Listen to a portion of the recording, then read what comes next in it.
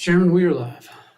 Okay, welcome back, everybody. We're in the afternoon session of April 24th. Our next agenda item is an action item and a public hearing on CUP 22-34 Shoemaker Donnelly Storage.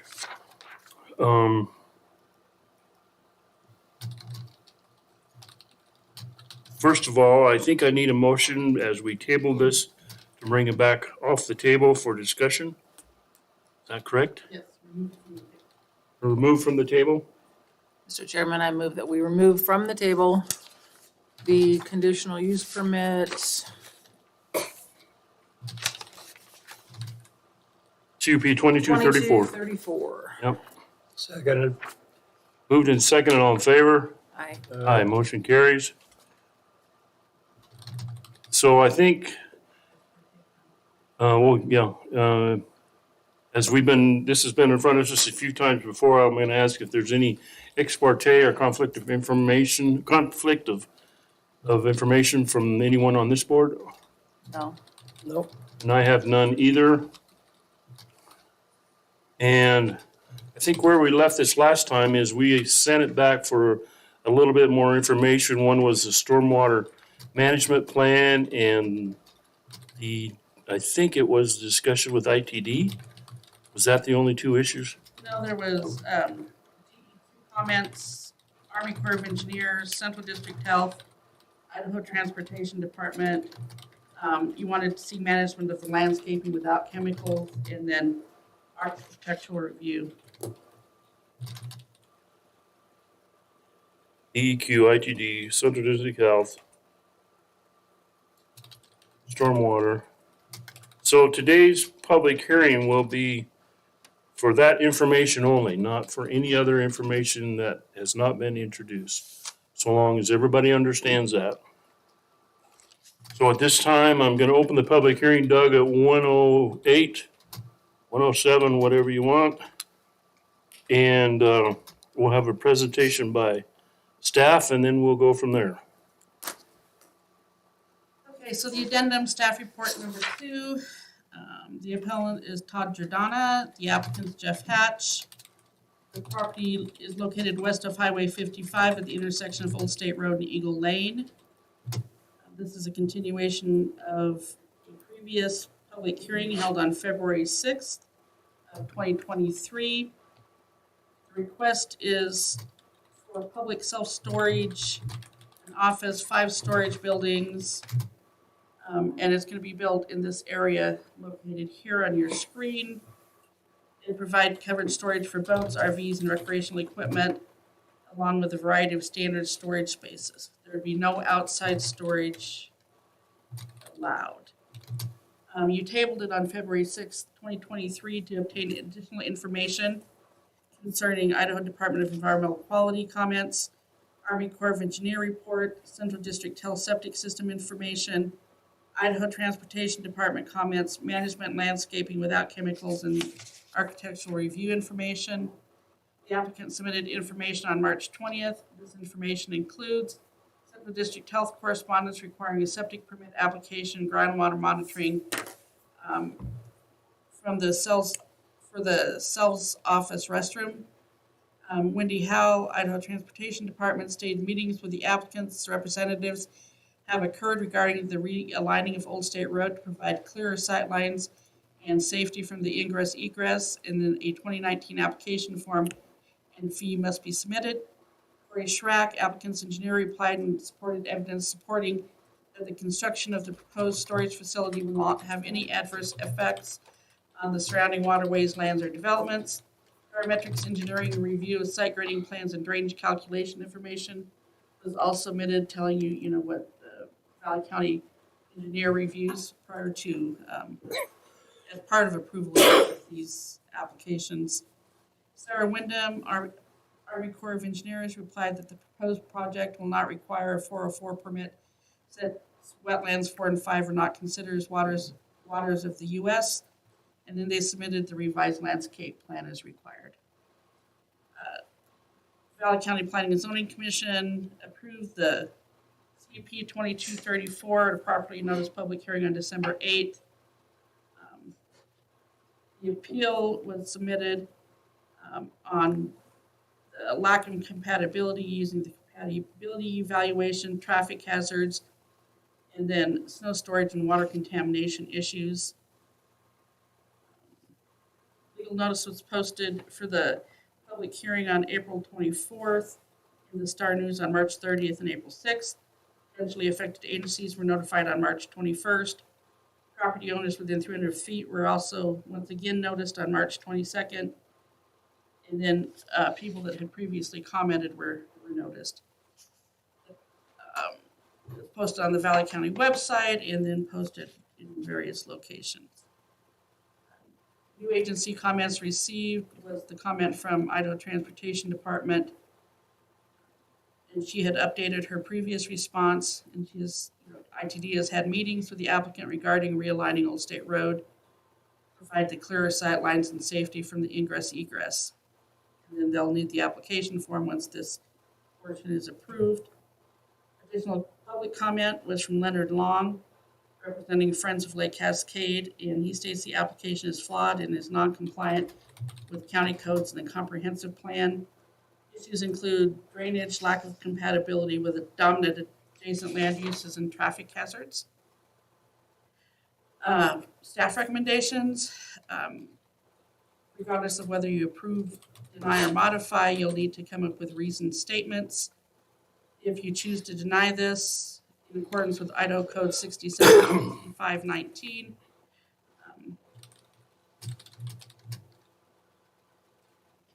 you'll need to specify the ordinance and standard used in evaluating the application, the reasons for approval or denial, and the actions, if any, that the applicant could take to obtain approval. If you uphold the Valley County Planning and Zoning Commission approval, you should remove from or add to the Planning and Zoning Commission facts and conclusions so that a separate document can be prepared for your review at a later date. We did submit to you once again the proposed conditions of approval if you choose to deny the appeal and approve the CUP, and then all of the backup information. The exhibits that were submitted for your review, Exhibit 1 were pictures taken last week on April 18th. We were trying to see how much water was in the area. Of course, that was the big snowstorm day, and we couldn't see any water on site. I did go look this Saturday, and there was some going down the central area down. Like it's snowy now. Going down through here. And then Paul Ashton, Exhibit 2. This is a letter from Parametrics. And they had received the letter from Leonard Long, representing the Friends of Lake Cascade, expressing concerns. He identified 3 deficiencies he believes need to be addressed by the county prior to approving. And Paul states during the review of the site grading and drainage plans and the stormwater management plan that will be submitted by the applicant, they'll consider the deficiencies described in the letter that are applicable to their review, namely the site drainage and proposed access location. So Parametrics will also be looking at that realignment with the Valley County road system. I understand that Valley County Planning and Zoning personnel will address the land use compatibility concern. They also note that the applicant has prepared a traffic impact study as requested by Idaho Transportation Department, and will review the site access layout based on the response to the traffic impact study from ITD and the Valley County driveway access requirements. And that ends my staff report. So any questions for staff? No. And I have one. So on building D, I thought it was originally, I thought they were all enclosed to start with, but now it looks like there's one that is open. Is that a change in the initial application, or have they always had one that was open storage? You should ask the applicant that way. Okay. I would have to dig back through here. No worries. Any more questions for staff? If not, we're gonna bring Jeff on up and he can.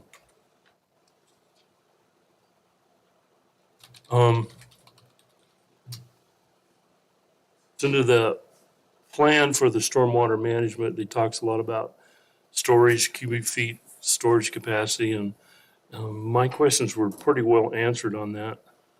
Looks like it's gonna work for me, but you're saying that's still gonna go in front of parametrics for, Parametrics will have to review a detailed site grading stormwater management plan and a grading plan. And they'll ascertain whether or not the retention areas are adequate to hold. to hold that water. They designed it for a 100-year flood, which I think is awesome.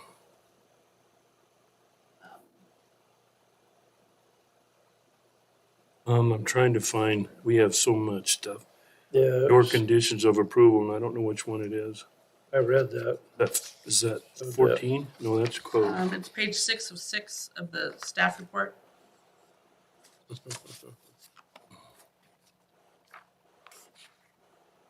Page 6. Yes.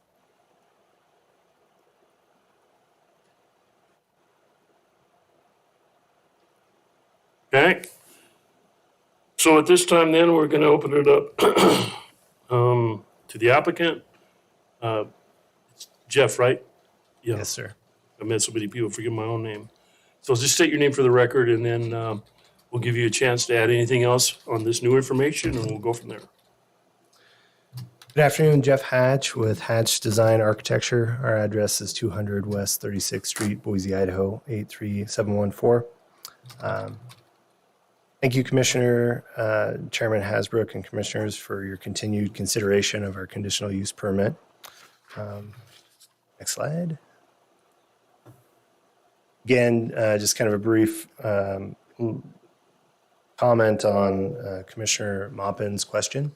Our original layout had a canopy on the very western side of the property, which was visible to the neighbors. They had expressed some concerns with just one from a landscape buffering standpoint, and then two, the potential of people parking those vehicles and having sensitivity to headlights. So we moved that canopy internal to the site to address some of the neighbors' concerns. Next slide.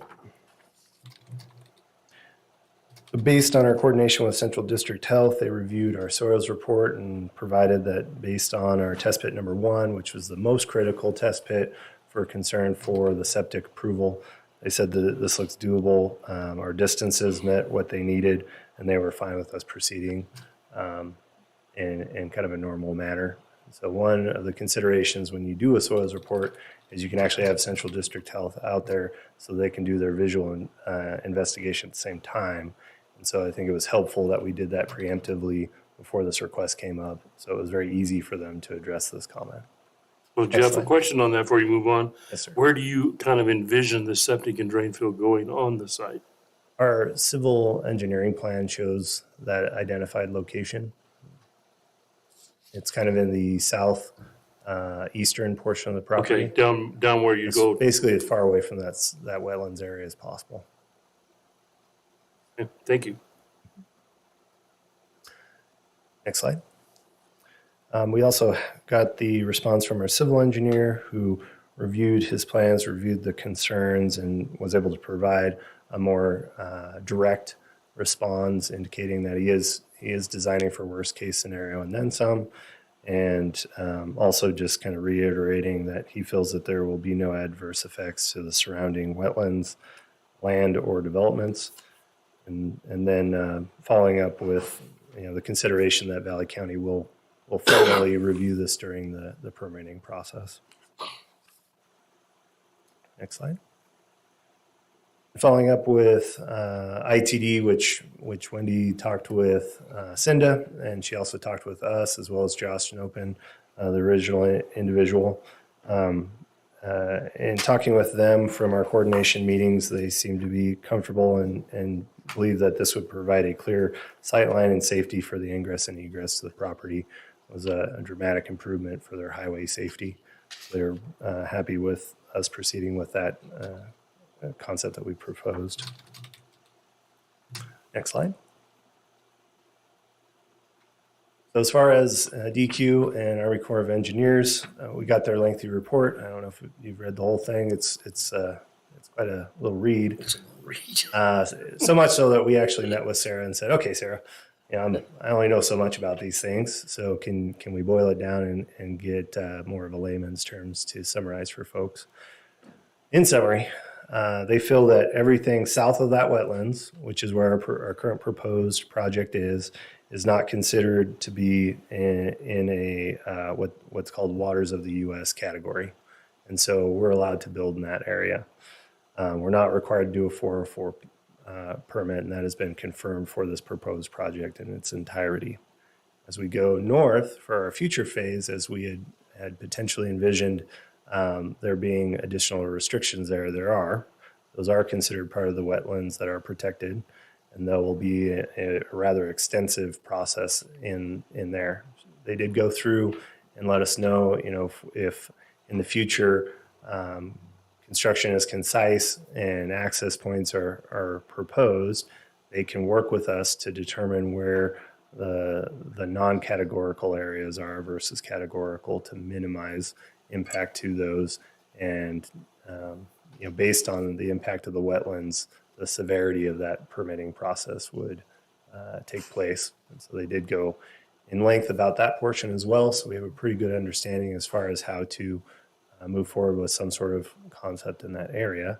But for the time being, we do have conclusive evidence from that report that the proposed project does not affect the wetlands. Next slide. And with that, DEQ is going to have essentially no concerns, because what they would be concerned about is governed by Central District Health and the Army Corps. Where the in-between goes is if we do have a wetlands area, then they would review that as well. So our response from DEQ is that they're at least currently not proposed to have requirements on this site. As far as our landscaping response, you can see in our general notes, we added 2 comments, one for environmentally friendly fertilizer, and the other one indicating that we would be servicing with water trucks for the first 2 years to ensure that the plants are established. So after the 2 years? So you're not planning on putting irrigation in this? We, in talking with the owner, Mr. Schumacher, he does intend to include pressurized irrigation. We would prefer to do that up front with the construction, but it was requested that we at least put that in for the time being. So we did want to make sure that we had that for the record. If the commission just wants to revise that to pressurized irrigation now, we're fine doing that as well. I think that would be a condition of approval, I think. Yeah, Permanent absolutely. fertilizers or irrigation system. I will stand for any questions. Next slide. Well, I think, Jeff, you've done pretty much everything we've asked to do. I hope the health district can come out and find a place for it to perk. That can be a challenge up here. So our soils report was tested with Central District Health. Test pit 1 is that location, sir. And it tested out good. And you've already done all of the water testing? The February through May water testing? No, the monitoring we would have to do this year, so that will still take place. We do have monitoring wells out there, but we'll have to start monitoring those based on ITD's requirements and also Central District Health's. So that's next year then, right? No, it'd be just a Be this spring. summer. Spring and Well, summer, and They normally do it February through May, so. Well, I would guess the water table is about as high as it's gonna get right now. Yeah. I get somebody on that right away because they hold people up a lot. On your planting schedule, I'm trying to look here, but what are the size of the trees that you've got spec'd out? I mean, the thing is that the neighbors are concerned about, their viewscape to start with, and I don't blame them for that. So planting a 2-foot tree is not appropriate. I can't read it. This is 2 I inch need it. caliper. 2 inch. You want to see it? It's right there. We're proposing currently a 2-inch caliper tree, go to a 3-inch caliper tree. Probably do that. If you get to 4-inch, it starts becoming difficult to get them to survive. The bigger the tree, the harder it is for it to establish itself. So there is a balance there between having an instant gratification of a larger tree versus that tree actually surviving. But we would be open to a higher caliber tree if the commission so chooses. Cindy, do we have like a list of what you might call local trees and brush and that kind of stuff? No, I don't have a list. If people ask, we just recommend that they work with local nurseries to find out which ones thrive. We've proposed accessible nursery trees from this area. Well, I know if you look around a lot of the valley, it's either willows or hawthorns. Hawthorns are a really stout bush that gets quite large up here, and the birds love them, and they're really drought tolerant. I have a whole river bottom full of them, but they turn red in the fall, beautiful color in the fall, and pretty easy to transplant. But I'm not pushing that on anybody. I just don't want something that's from the East Coast that's not really natural here. They have Understood. we need 6 Black Hills spruce, 29 ponderosa pines, 49 river birch, 39 common hackberry, 31 emmer maple. So they've got good screening and color. And the conifers are, that screening year round. Sure that we have a nice dense, both from the highway and the neighbors. And some undulating berm. Also, it's got this in it. It's not very high, but it's, Okay. Any more questions for Jeff? If not, we're going to open it up to the public. well, let's open up to the appellant. And who's the appellant? Thank you. Is Todd here? Todd Giordana. Todd, is Todd here? Brad, did you guys co-do that? Okay, so come on up, state your name and the town you live in, please, for the record. Thank you, Chairman. Thank you, Commissioners. Todd Giordana got called out of state, and he could not be here. So he asked me if I would just share some of the information that we talked about. The other thing too, I'm in Donnelly, right just south of this, Bradley Beeman. I seem to be the point of contact also for the wagon or the neighborhood, basically everything to the south of us, so that I get my phone rings quite a bit about this project. And I want to be respectful of your time. I'm not going to bring up any old issues. I think that it's premature to have this meeting. I have a feeling we're probably wasting your time because I'm not sure that they've met the burden that you've put on them to make a good decision. The first thing on the septic, I just did a septic system. Commissioner Mopin, you're correct. February through April, May, June, they kind of determine how long we go. And so you need to do those test holes. Without a permit, without that water record, they are no closer today than they were at the last meeting when they proposed to get the septic. So I think that's horribly premature. The other thing, and then that's also, it's right in the memo that they included in the staff report that they need to do monitoring. They were provided the forms to do the monitoring, and they were supposed to do a permit. So I don't know, maybe they've done the test hole permit, but it's not on their paperwork.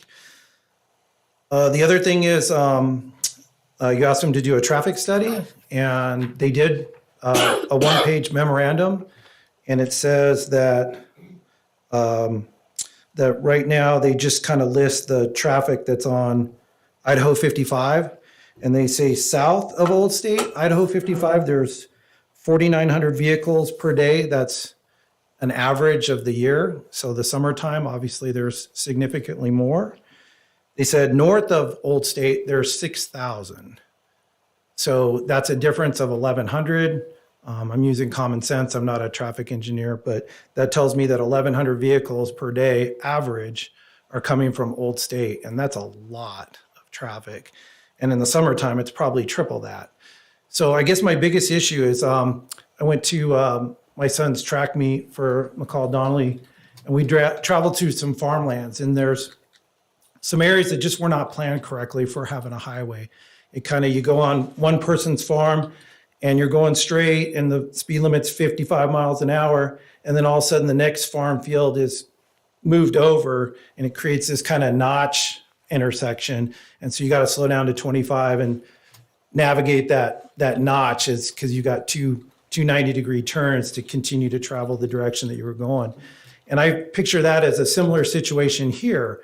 By them redoing that intersection, which I appreciate that they talked to Idaho Transportation, but I think it also affects the county, as Old State is county road.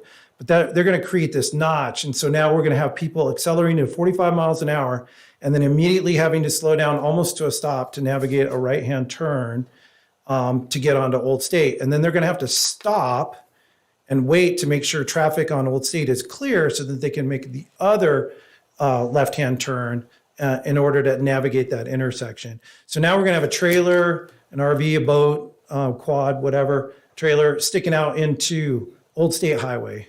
Do you want me to wait for you to catch up, Cinda? No, I was just Okay. looking at. Anyway, so page 33 is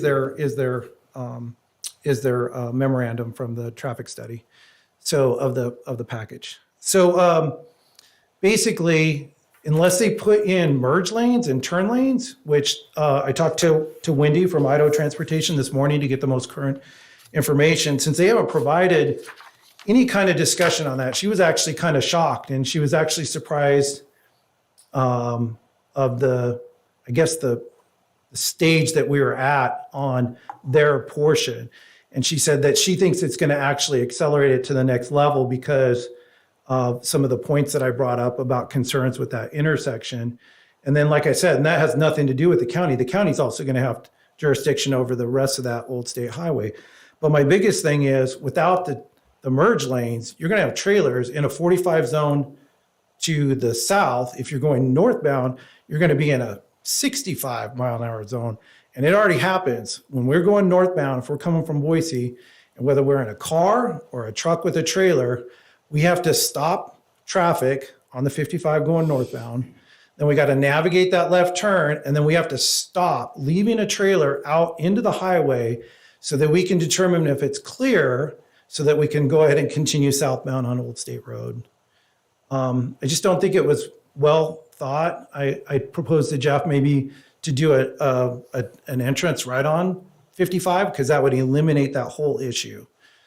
That seems to be the biggest point of contention. The other point of contention is anybody that's driven through McCall on Dinehart and sees the storage condos over there where they did a landscape berm and trees. It's pretty sad. It's just small. I mean, in 30 years, it might look fantastic, but what do we do between now and the 30 years? And Are you obviously, saying that berm there should have been higher?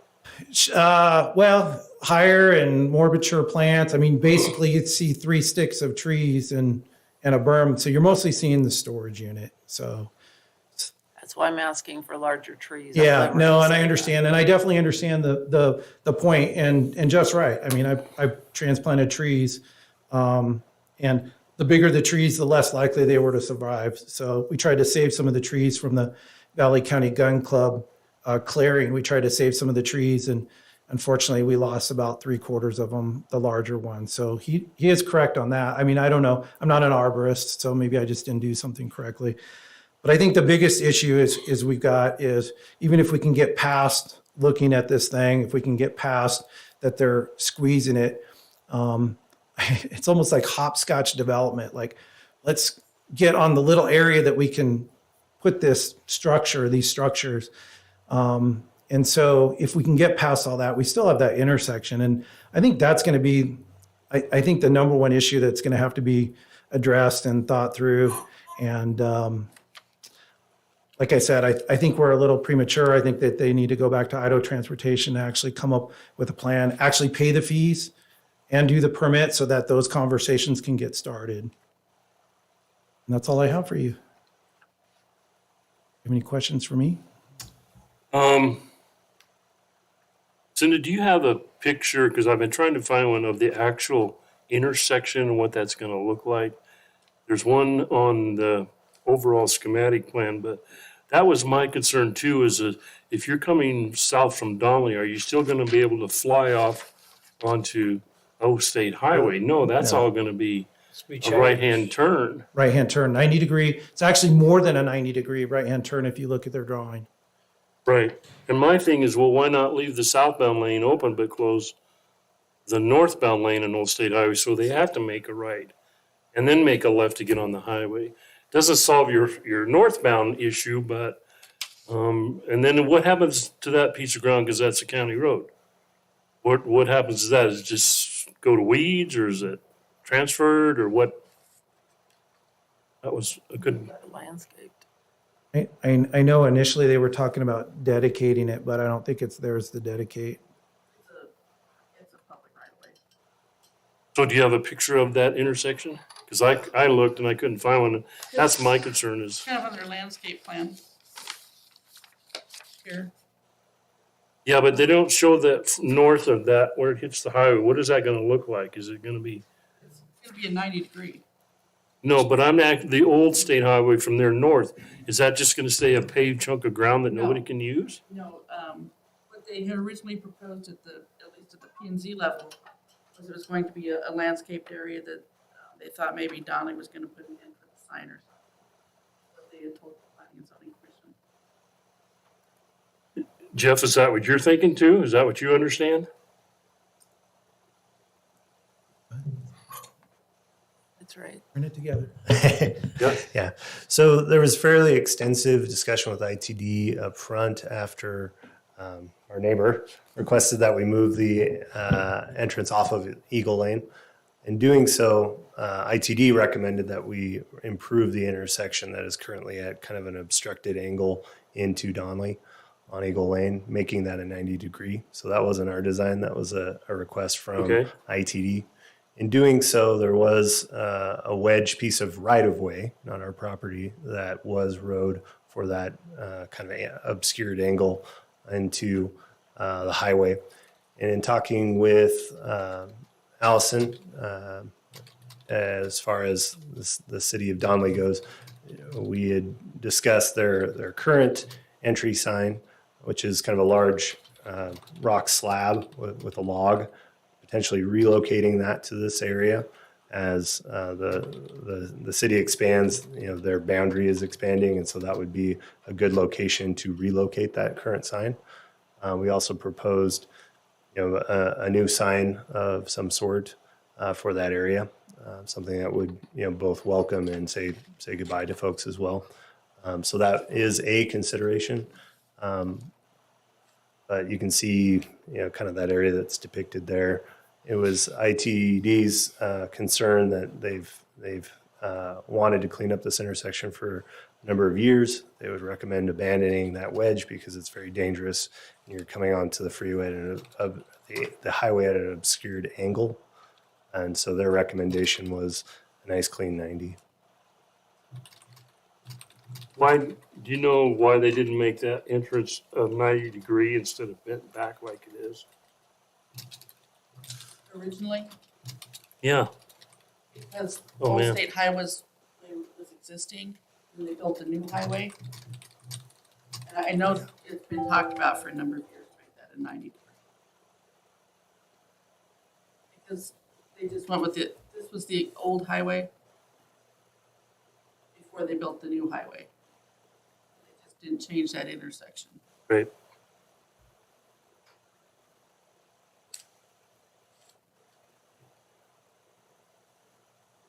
Well, in the letter from Wendy Howell, it asks that ITD is requesting the applicant provide traffic impact study reflecting the full build-out, acceleration and deceleration, lane warrants, and intersection site traffic turning volumes. Has that been done? No, that request would take about 6 to 8 months. You have to go shoot grade, do topo, do a full blown traffic impact study in order to justify that. So talking with ITD, they said the general concept of what you want is agreeable. This is what we told you to do. And so after you get your approval, come back and do the formal application. And understand that, as far as the timing, this is land use. This is not the final approval. So this is just saying, yes, you can put a storage unit on there. They still have to get their central district health permit. If they can't get it, if they can't get a sewer on there, they're not gonna build anything. Understood. Understood. Same thing with the road permit. Yep. If they can't come up to something that is a safe standard for ITD's, infrastructure, they can't build. So, Yeah, as long as it's not getting pushed because we're starting that momentum and putting pressure on the other agencies and departments that have jurisdiction over that. So as long as that stipulation is made abundantly, perfectly clear, more so than this meeting and the preparation that was required of this meeting, that would be fantastic. And then the last thing that I mentioned, I think briefly one time before, but I'm not sure it's on the record, but that's part of the Roseberry Water District. And we have a large cauldron right there where they're going to do the landscaping and snow storage. And then there's an open ditch that provides water to our property along with the other properties on Eagle Lane. If you go to the Roseberry Water District, it'll show you the overlay. And there's been no plan or discussion about piping or moving or dealing with that water right area. So that would be the last thing that I would say that they would need to include. I was hoping that when they talked about the landscape adjustments, that would have been discussed, but it's not been presented yet. But yeah, it's literally, no, let me show you. Could you, Todd, could you go and show us about what you're talking about? and then will you put up the irrigation districts plot too? Right here. It's right here. Is there a ditch? Is there a And the ditch that goes- goes south along Old State on the west side. Roseberry. You talking about culvert or a culvert? Right there together. So there's I can't figure out. I don't know what you call it. It's kind of like a weird shape. I have a picture of it if you'd like to see it, but it's a large concrete, and then it's got a galvanized pipe that goes across the street to that corner lot. And that's where Roseberry Water District distributes their water. It goes from under the highway to that corner lot to the right where the cursor is. And then it comes underneath the street and then south. And like I said, I do have a picture of it on my phone if you So want to look which at it. side of Old State Highway? Is it on the east side or the west side? So the culvert that I'm talking about is on the west side of Old State Highway. So right where the cursor is, right there. They'll have to maintain the irrigation through. Whether they pipe it or whatever they do, they have to provide your water. Yeah, like I said, just so long as everything's made clear and there's no surprises and all of a sudden our water gets cut off. They can't do that. That's not legal. That's state code. Okay, nice. Thank you. What'd you say, Cinda? That's state code. Yeah, I know, but that's a condition of approval, maintain irrigation conveyance system. And that comes down and goes underneath Eagle Road right there in the corner and then down to you guys. Correct. And how many acres does that do you know?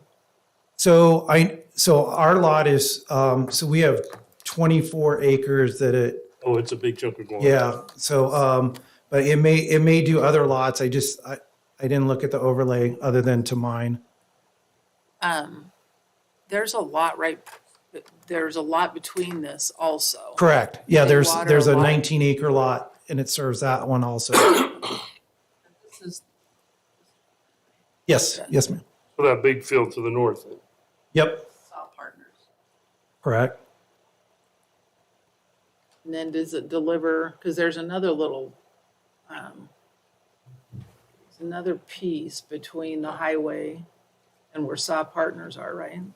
Yeah, there's a piece there, yeah. Is So that Klein's? this is our house. So it comes under here, it goes along its services. Actually, it comes under here, so this is their lot. It services this. I don't know what this line is. So this is ours, this is a lot to the north of us. Oh, it's probably nothing, probably just a. Probably an old Photo section line. So, yeah, it services all this, all the way down through here, for sure. So is this the ditch that comes across here, this one, or is it further up? So it Can you is, make yeah, it smaller, Cinda? it's right, it's up here. There we go. So the water comes across here, and then it flows this way and then across into their lot, and then this way. Back down. So this is the main ditch right here. Yes.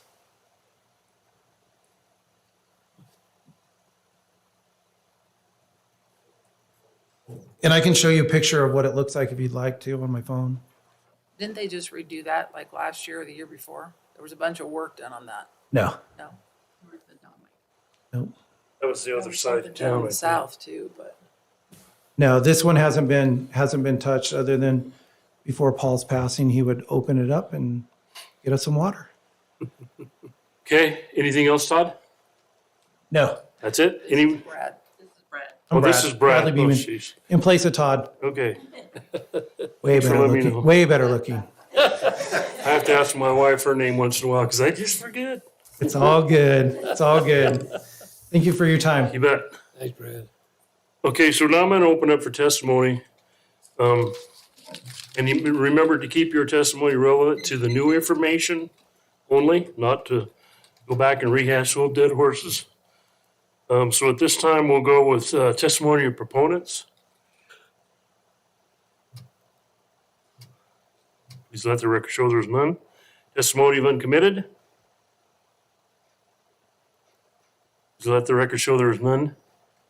Now we'll get into testimony of opponents. People opposed to. People opposed to the appeal. God, you guys make this hard. Please let the record show there is none. So we'll come back to Jeff, right? And Anybody if there's want anything to you want to rebut testify? or talk about, I think they're confused on, I am confused too. Is. if you want to speak, It's like flip-flop. now's the time. So are you an opponent of the appeal or a proponent? I don't know. We don't know what we are. Yeah, I know. Opponents of the appeal. You're in favor of the appeal. Okay, who's Bradley? You're first. There you, oh, you did. You win. Okay, Heather. Heather. Okay. Susan, that's me. Susan. Okay, I'm gonna try to pick and choose to stay current. Or, anyway. So you, just so we know, Susan Doris. you're a proponent of the appeal or you're an opponent? He's in favor of. I'm not even sure. I'm not either. Your proponent. Don't You're a know. proponent. You're a proponent. Yeah, Susan Doris, Mayor Donley. I'm gonna weed through my comments.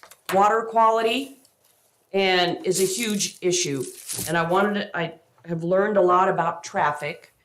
We need to make sure our Ts are crossed and our Is dotted for all the things that have to be done before anything can be done. And we need to make sure that happens. There's a lot of apologizing later that happens in the county, and it's nobody's fault. It just happens. Donley is actually, we don't want to be the industrial zone of Donley. I like these guys. I do, but this will be the 4th storage unit in the city of Donley, or on the edge of the city of Donley. One in the north has collapsed, and no one's bothered to fix it. They probably got their opportunity zone tax credit and walked away. I don't know. And I don't know if this is an opportunity zone project. I don't know. And there's almost no way to find out. It's a federal program. Sherry, it is due to be extended too. Bipartisan agreement, it's in the works. So Donley is a 500 square mile opportunity zone. The Commerce Department is marketing us as access to Highway 55 with sewer and water. We are getting marketed out there, and the county needs to be aware. Okay, I'll move back to my, I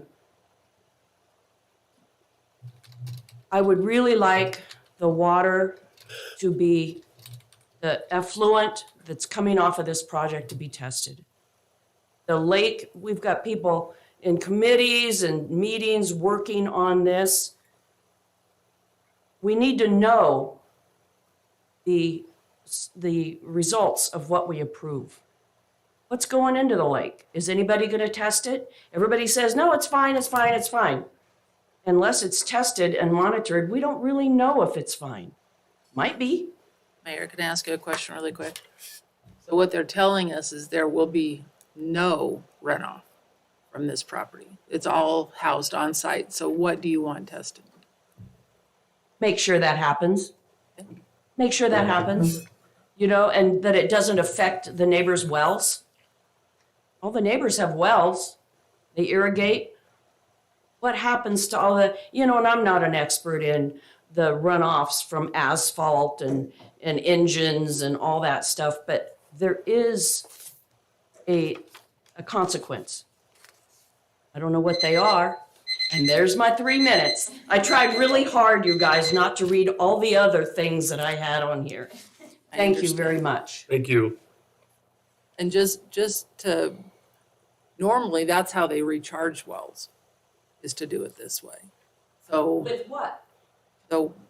well, what you're Rainwater, talking, But that's not what we're getting. well, they better not have a well on top of the clay layer, because this doesn't get to that See, you know below more the about clay soils layer. than I do. I just want it to Okay. come out clean. Okay. Okay, we're gonna ask one more time. Is there anyone else that's a proponent of this appeal? Please come and state your name and the town you live in. I don't need your address. Mike Birkenbein Donley, and if I could, can I explain a little more on Sure. this drainage over here, since I've lived there for 17 years? You bet. Yeah, approach it. You bet. You bet. Help yourself. Okay. So, I currently reside on Creekside Court, which you didn't ask for that. But what Brad is talking about is this drainage here and over here on Klein's Place is the drainage for Roseberry Water District. The water that's coming across underneath Highway 55 on this side, north of Old State Road, to Brad's point, comes down, it goes across here. It also feeds a culvert that runs over Eagle that comes down here to his property. The other thing it does when it comes into this vacant property on the south, there's a culvert that runs from here underneath Eagle Lane that feeds directly into this drainage on the proposed site. There's also another drainage that comes down here and drains out right at the corner of Eagle Lane and goes under Eagle Lane. And to Todd's point, comes out at his property. So that's the drainage of this, how the drainage works. There's actually 4 different points of drainage going to this property. So I just want to make that clear. Any questions? You know, is that water right that comes down through the culvert underneath Eagle, is that a water right or is it an overflow kind of It's wastewater drainage right? off of the drainage here that comes down and it feeds Mud Creek here. So when that drainage up there dries up, they don't get any water? Correct. And this property right here and this property right here will have water on it standing 365 days a year. I've lived on this road for 17 years. I know. The culvert there's another huge culvert that comes down here. Once you make the corner of Eagle to Creekside, there's a great big huge culvert right here that runs underneath Creekside Court, which Jeff is talking about replacing because it's completely rusted out Sure. over the years. But that directly goes down and feeds directly into Boulder Creek from that point. So everything coming from the east side of Highway 55 across Highway 55 underground to the west side is going straight through and dumping into Boulder Creek. Does that answer your question? You bet. Yep. The other comment that I have, and this is the 3rd time, I have to agree with Brad when he says, I'm sorry, let me just say this. Jeff had mentioned, I don't know, at least a half a dozen times or more when he was giving his spiel, he mentioned wetland, wetland, wetland. We know that this property is not compatible. It's not compatible to be built on. It's the reports and everything show it from day one. Yeah, you can spend a lot of money, you can rebuild the ground, you can redo whatever you want, but it's not compatible for this kind of project. When they're talking about going over to phase 2, he already stated that they're going to have to do different designs. They're going to have to do different permits. They're going to have another access off of Highway 55. Otherwise, their only access is to cross the wetlands. So phase 2, we're not dealing with right now. That's gonna I be a whole understand that. different thing. He But brought it up, I where- didn't. Give me the evidence that this is not compatible, because that's what we asked for. The compatibility report from the planning and zoning when it was originally approached was a -3. So I don't understand how you came up with the formula, the compatibility report, or it's on my understanding that the purpose of the compatibility report is to confirm if the property is deemed buildable or developable. My understanding in the compatibility report, this property is not. It is a wetland, it is a drainage. Yeah, you can go in there and spend hundreds of thousands of dollars and build it up, but that is going to drain somewhere. You got to keep the drainage there one way or the other. You can pipe it, you can culvert it, but it's still going to end up in Boulder Creek, which is going to end up in Cascade. When you talk about storing the amount of water and snow that they're talking about, they can't build a holding pond big enough to hold that much snow on that property. So again, I'm going back though, I need data. We went back to DEQ and the engineers that are the professionals behind this. That's where we get our information from. So you're telling me that it's standing water 365, but I don't see any data behind that. There's nothing I don't that see backs any that data up. that they've presented that there isn't. I don't see DEQ I don't see a permit for the septic. I don't see that they've even filed for that. And that will have to be approved. Okay, That is true. there before they again, do. to Brad's point, why are we having this meeting when they haven't fulfilled the obligations of the last meeting with what was requested of them? So this is land use. I'll go back. This is one series of meetings in a whole bunch of them. This Okay. is the first step, land use only. Then they have to go back and do all their permitting. This is the standard procedure for every subdivision, every commercial avenue. We do land use first. They have to go back and get all their permits. If they don't get those permits, they don't build. They have an unbuildable project. Okay, So what I am seeing right now from all of the engineers and all of the DEQ is that there is not a problem with the land use that's being requested here. So we can put additional requirements on it, strengthen that permitting process. But what you guys are asking for is a year down the road, not today. yeah, we're asking for them to prove that this isn't going to contaminate any of the water. It's not going to contaminate Cascade Reservoir, Boulder Creek, the groundwater, my well water. That's what I want to see. If they can come to me and show me the documentation that states that all of this has been approved and all the agencies are in agreement with it, you'll never see me again. But I don't see that that's been done yet. I understand now what you're saying, that this is for a land use, Correct.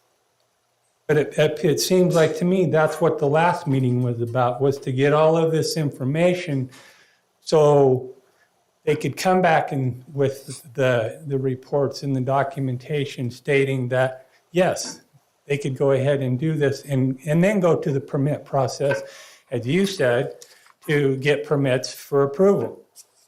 But we're not at that point. Well, we did get that information. That was what they have just given us. is Idaho from Transportation DEQ. Department hasn't signed off on this. The sewer district hasn't signed off on this. And again, that's next steps. Yep. So this is land use only. And Okay. what I wanted to make sure at the last meeting and what we had requested was information from DEQ. This was not wetlands. That any of the issues with water would be mitigated. And that is what we've received. Okay? So the next steps, totally get it. We can put extra requirements on this to make sure those next steps are followed. They will not get building permits unless we know that those next steps are followed. I think it's really hard for people to understand the process, but if you expected a developer to do all this ITDs and this, et cetera, up front, we would not get any development because they couldn't afford to do it. What we're doing today is approving the concept of what these guys want to do. And we have issues with it. We're concerned about stormwater. I'm concerned about Cascade Reservoir. I don't want it to make the conditions worse. And so we're asking them to go back and get a stormwater management plan, and you are going to do it with settling ponds. Okay, so now our engineer's going to look at that and say, yeah, this will work or no, it won't. And if it doesn't work, then we've got to come back and talk some more about, well, If you can't mitigate it, you don't get the approval. So we're in the middle of the process, and it's really hard for people to say, well, I want this information now. And it's just not the way it works.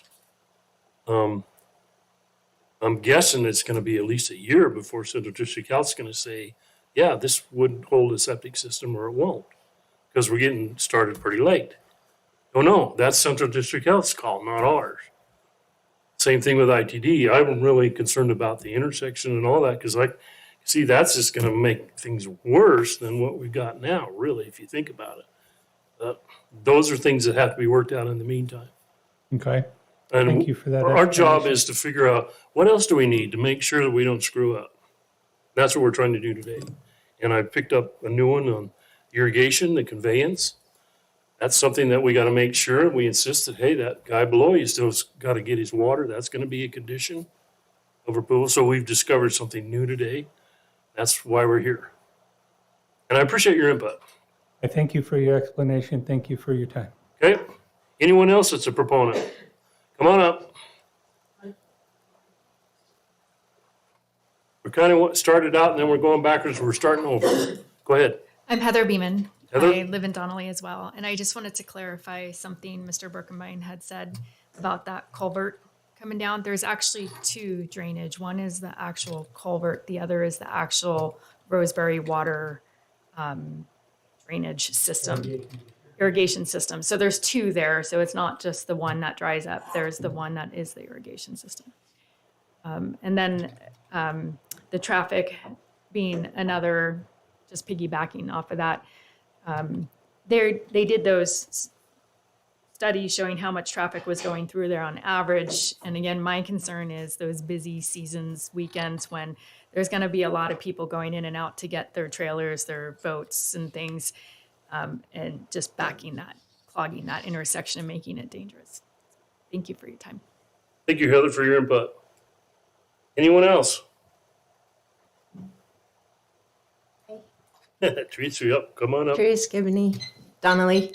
I don't know if it pertains, but I called around to all the storage units this morning, and the only one I could get hold of was Store It, and they said they have numerous storage units available.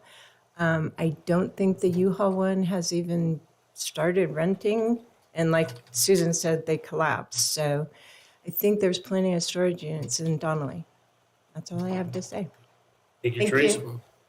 And again, Anyone else? if you were a smart developer, you'd be making those calls too before you build the product. Yeah. You're not going to build something that the market's not going to Okay, we're absorb. gonna move on because we're out of time already. Is there anybody that's uncommitted? Anybody that is an opponent? The record show there's none. So Jeff, we give you a chance to rebut any of these comments or concerns. Come on up.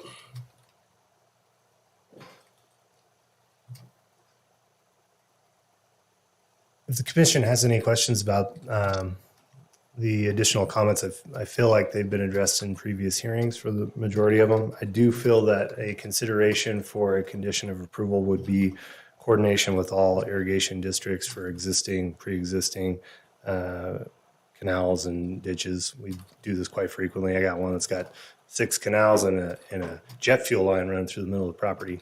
So it's not the first time we've had to reroute and coordinate things, but I do feel that is a valid, prudent thing that the neighbors have expressed. I'll stand for any questions on any of the other items.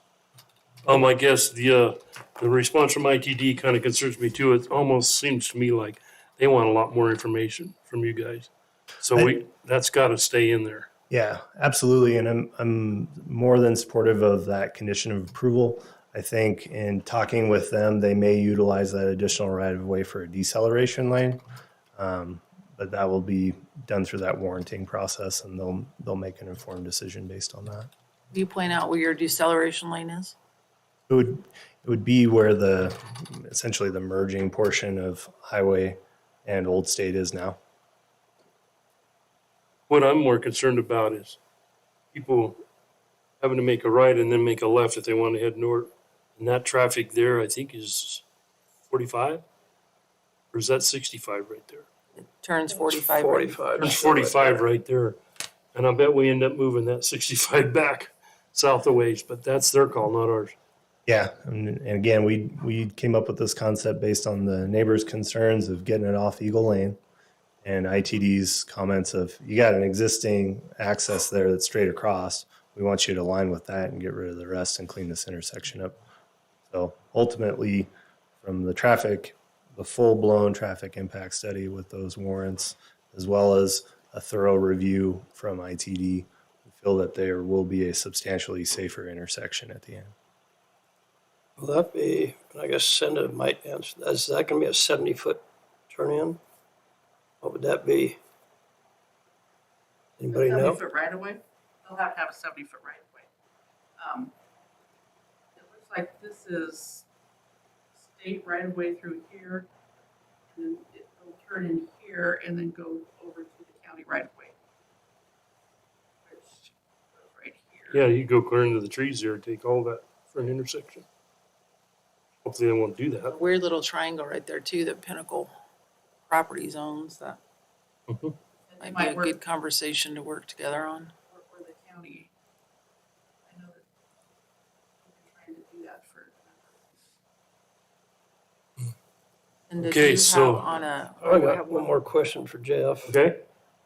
Where we're reading about the land water use or it said 3 and 4. Was that by your guys' engineers or was that Parametrics, was ours? So that's part of the wetlands report, the wetlands category 4 and 5. Mm-hmm. Those are categorical waters of the U.S., and Right. they have a map of how those categories work. And so these had an overlay in those categories, but they were able to determine that this particular site was not affected and would not affect those waters. No, I read all that. I was just wondering, was it by your guys' engineers or Parametrics or who? No, that'd be the Corps of Army Engineers. That's their Corps did verbiage that? and categorization. I was reading the piece on there where, the holding ponds and the sand bottom and, everything that was going to hold everything that was on site. And that's what filters out anything that's in there from, vehicles or whatever. Yeah, and from our Planning and Zoning Commission hearing, it was required, pretty standard requirement for these types of things, that we would have a sand and grease interceptor. And so that takes all those automotive oils and things that would be affected from runoff, collects those and makes sure that they don't infiltrate. And those are serviced with an operating manual periodically to ensure that. Was that a tank? It's Like a grease trap tank? it's called a trap. Okay. So Yeah, I think it's I kind know. of like a tank, but the terminology would be a trap. So, 'cause it traps those things. No, I was Okay. curious because that's part of the clean water we're concerned with. Absolutely. Okay, any more questions for Jeff? If not, no one else has any rebuttal, then I'm gonna go ahead and close the public hearing. And what we're looking for, Cinda, is a motion to, Deny the appeal if you choose to approve the application. and with conditions of like the new irrigation thing. Right, I have some conditions. Okay, let's hear yours. Condition of approval number 16 will be changed to state, to include landscaping will be pressurized. Irrigated? Irrigated, Landscaping. pressurized.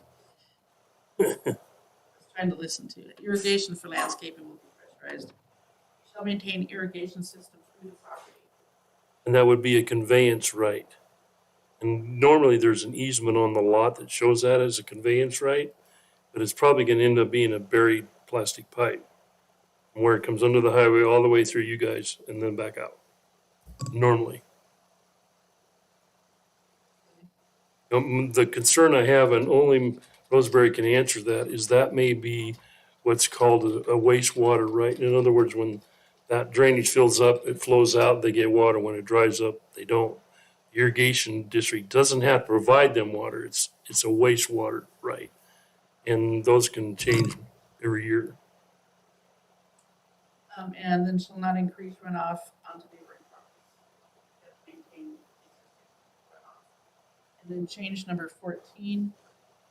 It says shall obtain Central District Health approval prior to issuance of a building permit. Perfect. And then did you get on there, I didn't look, a road development agreement? Yes, that's the last one. This is the last one? Okay. And I would like to increase the caliper of trees to 3-inch. So that one might be number 17. A minimum of 1 tree should be planted over 25 feet.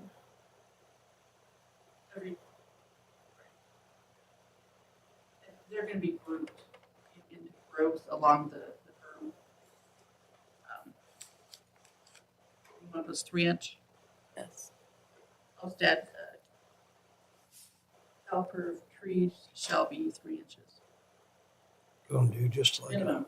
mixture of 2 and 3s. Your river birch and all the other kinds are not going to be 3-inch anyway. The conifers, the ones that provide the main screening. I'll say if landscaping Which ones? dies must be replaced. Yep.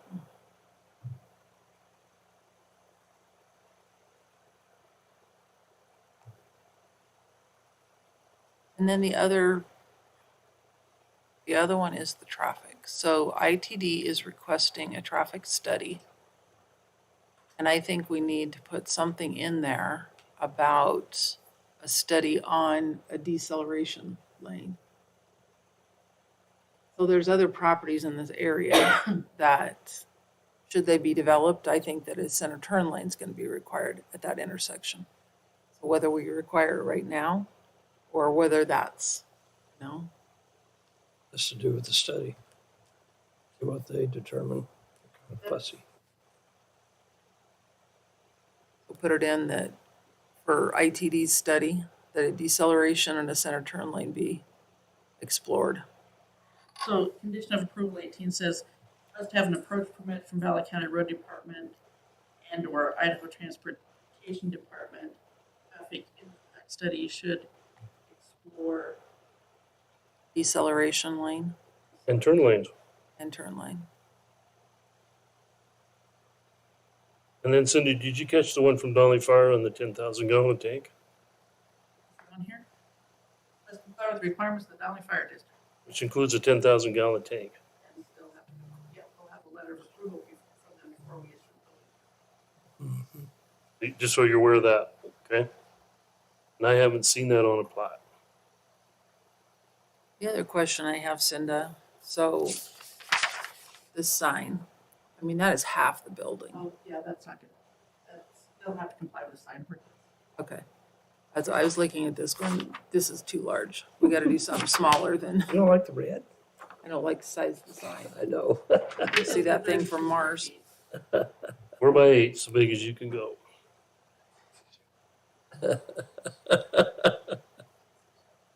Okay, so we good? It's an old one. All that stuff has changed. So our motion is to deny the appeal with the following conditions of approval, correct? Deny the appeal and approve the CUP with the conditions of. So who wants to do that? I'll make that motion to deny the appeal and approve the CUP 20, I lost it, 2213, 2234. 34. 34. 2234. Yeah. With the conditions as stated. And I'll second that. Have a motion and a second. All those in favor, please say aye. Aye. Aye, motion carries.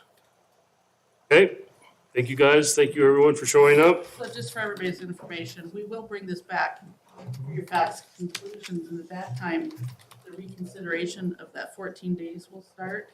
Right, And just another little tidbit that I keep forgetting to tell you guys, I did meet with Army Corps of Engineers. And just because there's wetlands doesn't mean you can't do anything. Right. It just means you have to have a permit. People have a hard time with that one, all the Okay. time. Doug, can you mute us? I need a little 5 minutes, and then we'll come back and get started. Please, sir.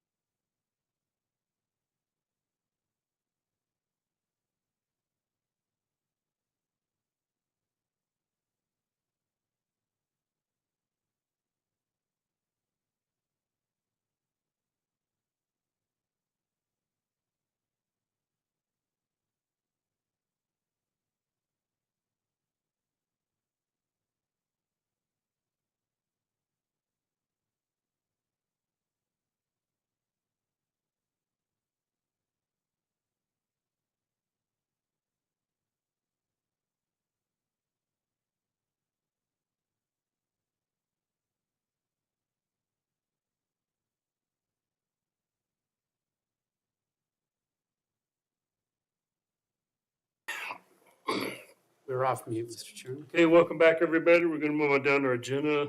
We're running a little bit late. Sorry about that, but this is an action item, approving the Good Neighbor Authority Agreement, and more of a workshop today to discuss the GNA agreement and creation of the program. Not quite sure where to start. But basically, last week I called Steph and talked to her a great deal about this, and I feel like this is a program we already have. We're already doing very well at it. I wish we could just give us your money and we'll expand our own program and do it, but I understand you don't want to do it that way. But she's willing to help us, I think, or I hope, to kind of get this new program set up and established. One of the big concerns that I have is I'm feeling a little rushed, and I don't like to feel rushed. And I talked to Brian last week at a meeting down below, and I think we have more time than, and we don't need to feel rushed. As I've stated in the past, the county's gone through this before, and we've got people who've gotten caught and people have gone to jail, and so we got to make sure we do this right. And I appreciate both Brian and Patrick here today to kind of help us do this. I think it's a great possibility. I think the issue that we have is we need some younger blood to help us that can build some long-term commitment to this job. Honestly, I think we can find ways that we can fund this after the 5-year goes away, that through the contracts, some of that the county could take back a 5 over 10% kind of a deal on some of those payments that we can use to run this longer than the 5-year program. I think there's lots of possibilities and lots of questions. So I've asked Pat to come in because I think one of the big issues that we have to deal with is if we've got to set up some job descriptions and figure out what kind of a person we want to do this. And I know in the contract it recommends a forester, and I would like to get Steph's feelings on if that's really has to be a forester or certified silviculturist or just a young guy that kind of knows what we're thinking, that can go out and do the actual groundwork, the marking of timber and lot lines and surveying and all that kind of stuff, where Steph, I think, would be more willing to do the administrative part for maybe up to a year. I don't know what her commitment is, and we're all getting old, so I know that, but she knows what we're trying to do here, and I think she's a professional, so that's kind of where I'm coming from, and I'm open up to all kinds of ideas. I'm curious if we're going to talk about this. First of all, I'm curious about, so I know that this grant money to help us structure this is due. So when you're saying we don't have to rush on this, what is your thought process behind it? I would ask Brian, how much time we got? Yeah, so we got another letter on Friday reinforcing the deadlines, so we have to have this grant in the system by April 30th. It has to be signed by April 30th, but it has to be in the system. We upload it to our grants agreement. And then if we decide not to do this 2 or 3 weeks from now, we're not committed. Yep, then I'll have to figure out what to do with that. So there is kind of rush as far as agreeing to the concept, and then it would be if we could get the details worked out through the spring and hopefully get something going by midsummer or late summer. We can keep that statement of work broad-based enough. We gave you the example, we used Forrester as an example. Stephanie, hold on one second. Can you hear what's happening, or do they need to go to the microphone? You guys might want to come up and sit at the table just so we can Oh, yeah. have open dialogue. Okay.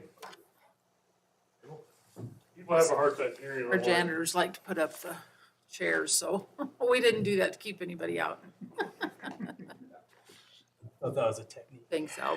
Yeah, exactly. You cannot sit at the table.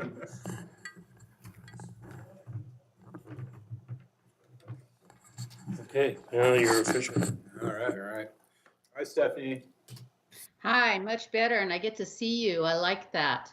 We're having a conversation, so excellent. There we go. So I was just about to say, we put Forrester in the draft to show kind of the structure, but there's a common description called a wildfire mitigation specialist that is more overarching and really better represents what Stephanie and the staff on Boise County do as well. And so it doesn't have to be a forester.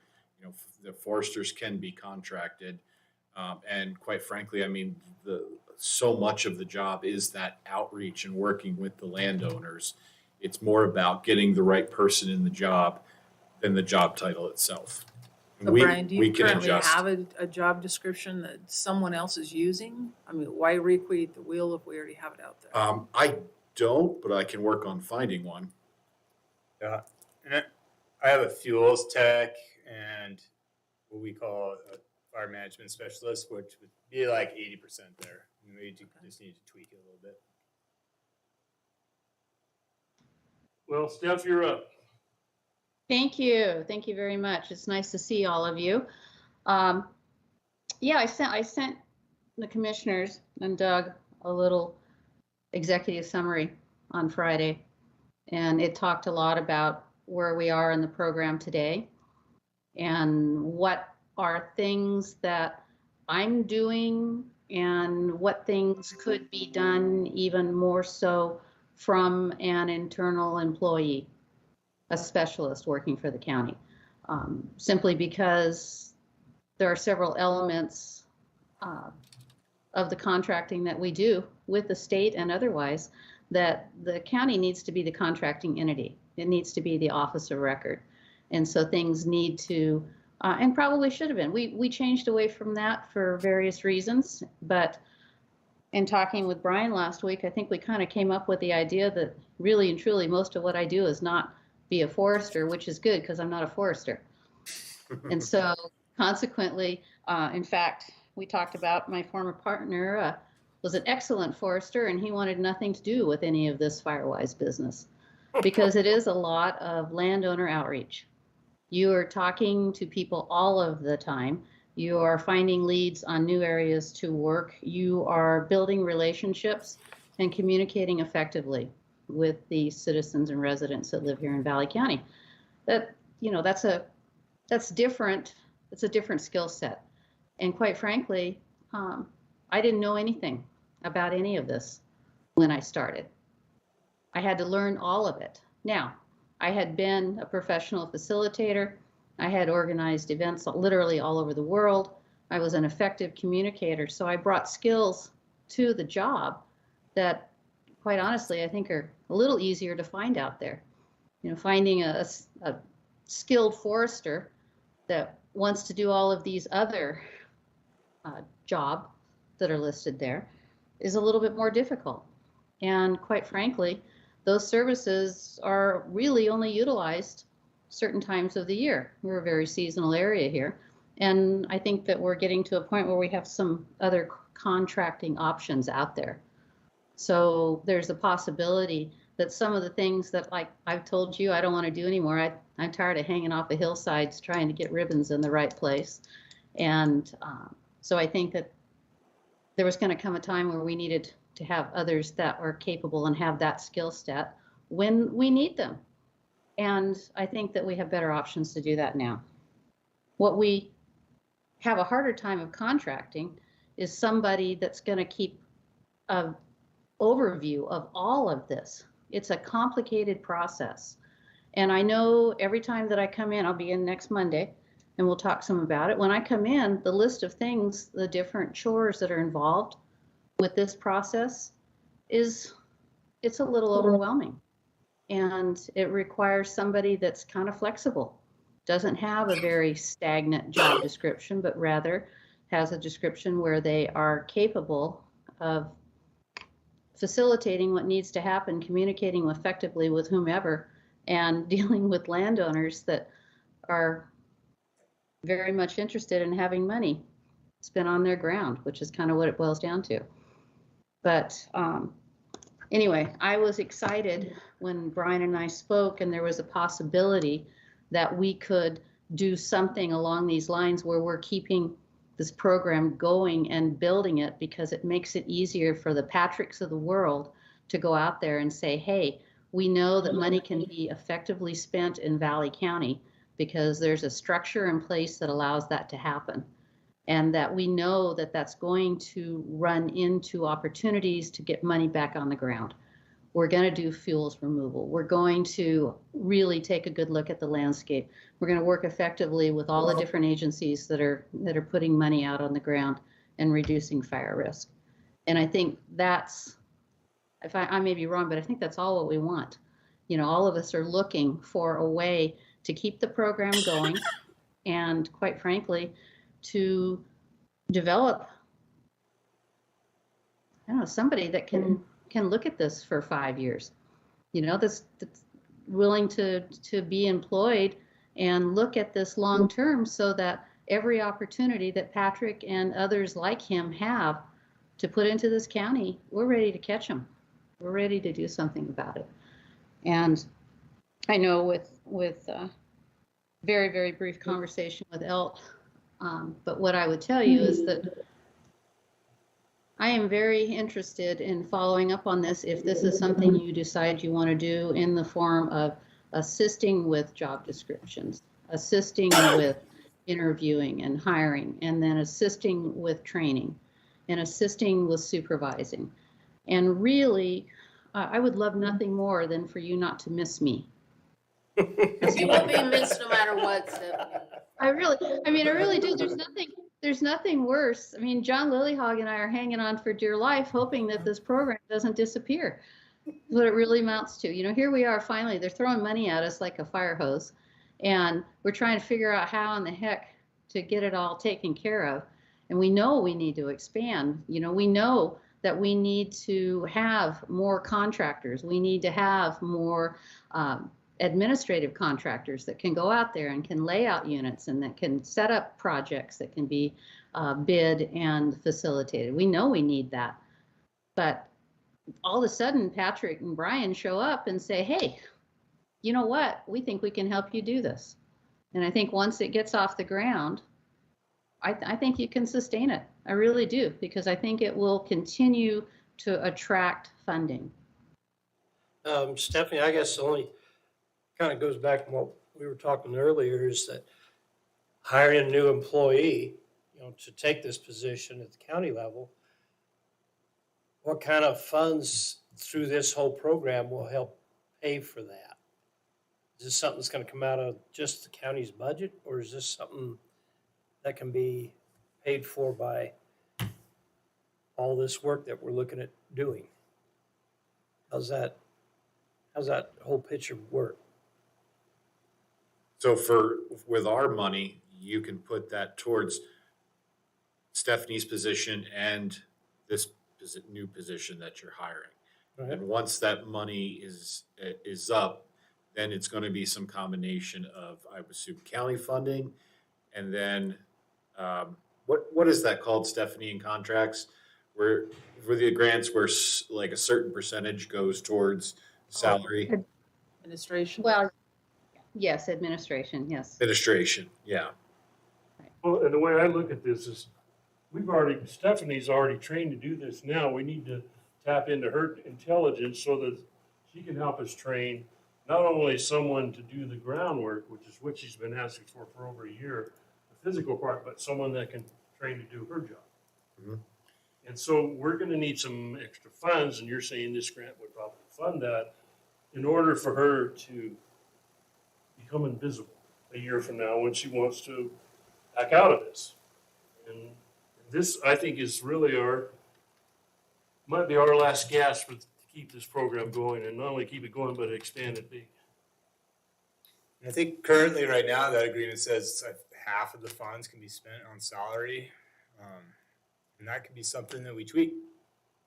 Nothing's signed right now. Mm-hmm. I mean, well, half of it on salary, it's 450,000. 225,000. 495. Sorry, Okay. total. Is that for 5 years? Is that a 1 Currently, year? that's for 5 years, but the plan is like next year, we can do a mod and add more money, and we can keep doing that. And then at the end of the 5 years, what I'd like to do is exhaust those funds, renew the contract for another 5 years, and then put more money into it so that it would essentially be a 10-year agreement.